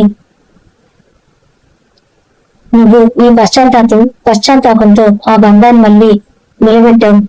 కార్తీక్, చూడు నాన్నకు రమ్య తన తప్పు తెలుసుకుంది, ఇక తన మీద కోపడకు అని అన్నాడు కొడుకు వైపు చూస్తూ. కార్తీక్ ముఖంలో ఉన్న గంభీరతను నెమ్మదిగా కరిగించింది. అమ్మ నాన్నల గొప్పతనం చూసి అతని కళల్లో ఆనంద బాష్పాలు వచ్చాయి. సరేనన్నా, నీకు చెప్తాను కాబట్టి నేను రమ్యని మనస్ఫూర్తిగా క్షమిస్తాను. ఆ మాట వినగానే రమ్య ముఖంలో ఎనలేని తృప్తి కనిపించింది. ఆ రాత్రి ఆ పాత పెంకుటింట్లో వాతావరణం ఎంతో అందంగా మారిపోయింది. కొన్ని నెలలు గడిచాయి. కార్తీక్ రమ్యల బలవంతం మీద రాఘవరావు జానకమ్మ మళ్ళీ సిటీలోని ఫ్లాట్ కు తిరిగి వచ్చేశారు. ఇప్పుడు ఆ ఫ్లాట్ మునుపట్లా లేదు, ఎంతో కలగల్లాంటుంది. రమ్య పూర్తిగా మారిపోయింది. పొద్దున్నే 5 గంటలకు లేచి అద్దెంతో కలిసి దేవుడి వద్ద పూజలు చేస్తోంది. స్వామి గారికి టైంకి టాబ్లెట్స్ ఇవ్వడం, కాఫీ అందించడం అన్ని తనే స్వయంగా చూసుకుంటాం. రమ్య తన పాత మోడర్న్ ఆలోచన వదిలేయలేము. కానీ ఆ మోడర్న్ లైఫ్ లో బంధాలకు విభాష విలువని తెలుసుకుంది. ఒక రోజు ఉదయం కార్తీక్ ఆఫీస్ తిరగడానికి రెడీ అవుతూ హాల్లోకి వచ్చాడు. కిచెన్ నుండి ఎంతో మంచి వంటల వాసన వస్తోంది. రాఘవరావు సోఫాలో కూర్చొని పేపర్ చదువుతుంటే జానకమ్మ పక్కనే కూర్చొని మనవలు లేదా మనవరాలు గురితో ఎలాంటి బట్టలు కుట్టాలో మాట్లాడుకుంటున్నారు. రమ్య కిచెన్ నుంచి వేడివేడి టిఫిన్ ప్లేట్ పట్టుకొని బయటకు వచ్చింది. కార్తీక్ నవ్వుతూ, ఏంటి రమ్య, ఈ రోజు ఇంట్లో స్పెషల్ వాసన వస్తుంది, ఏముండవు అని అడిగాడు. రమ్య నవ్వుతూ కార్తీక్ టిఫిన్ అందించి, అవును కార్తీక్, ఈ రోజు అత్తయ్య గారు నాకు ఎంతో ఇష్టమైన సాంప్రదాయక వంటలు నేర్పించారు. మేమిద్దరం కలిసి వండాం. ఈసారి ఉప్పు కారం అన్ని పక్కాగా ఉన్నాయి, కావాలంటే మామయ్య గారు అడుగు అంది ముద్దుగా. రాఘవరావు పేపర్ పక్కన పెట్టి గట్టిగా నవ్వుతూ, అవునన్న కార్తీక్, ఈ రోజు కూరలు వండిన వంట చాలా బాగుంది అన్నారు. జానకమ్మ కూడా నవ్వింది. ఆ నవ్వుల శబ్దంతో ఆ ఇల్లు ఒక నందనవనంలా అనిపించింది. కార్తీక్ రమ్య చేతి ప్రేమగా తన చేతుల్లోకి తీసుకున్నాడు. రమ్య కార్తీక్ కళ్ళలోకి చూస్తూ ఎంతో ఎమోషనల్ గా అంది. కార్తీక్, నాకు ఇప్పుడు ఒక నిజం పూర్తిగా తెలిసింది. కేవలం భార్యాభర్తలు మాత్రమే ఉంటే అది ఇల్లు కాదు, అది కేవలం కాంక్రీట్ కట్టడం. కానీ పెద్దవాళ్ళ ఆశీస్సులు, వాళ్ళ నవ్వులు, అనురాగాలు ఉంటేనే ఆ ఇల్లు ఒక అందమైన స్వర్గం అవుతుంది. బంధాలను వదిలించుకోవడంలో ఫ్రీడమ్ లేదు కార్తీక్, బంధాలను కలుపుకొని అందరం కలిసి జీవించడంలోనే అసలైన ఆనందం ఉంది అని అంది. పెద్దవాళ్ళిద్దరూ లేచి భార్యాభర్తలిద్దరినీ ప్రేమగా దీవించారు. ఒక స్వార్థపు ఆలోచనతో ముక్కలవ్వాల్సిన కుటుంబం, కన్నవారి త్యాగం, ఒక భర్త యొక్క నిజాయితీ, కోరి పశ్చాత్తాపం వల్ల మళ్ళీ ఒక అందమైన ప్రేమ బంధంగా ముడిపడింది. ఆ కుటుంబంతో అనుకున్న ఆనందంతో ఈ కథ సుఖాంతమవుతుంది. కథ అయిపోయింది. ఈ కథ మీకు ఎలా అనిపించింది? ఇవాళ రేపు రోజుల్లో ఇలాగే ఉన్నాయి కదా మానవ బంధాలన్నీ. అత్త మంచి కొట్టే కూరలు బాగోదు, కూరలు బాగుంటే అత్తగారు మంచిగా ఉండరు. మరి ఈ కథపై మీ అభిప్రాయాన్ని తప్పకుండా కామెంట్ చేయండి. నచ్చితే లైక్ చేయండి, ఛానల్ ని సబ్స్క్రైబ్ చేసుకోండి. ఇలాంటి మరిన్ని మంచి కథలు మీరు వినొచ్చు, చూడొచ్చు. Thank you so much.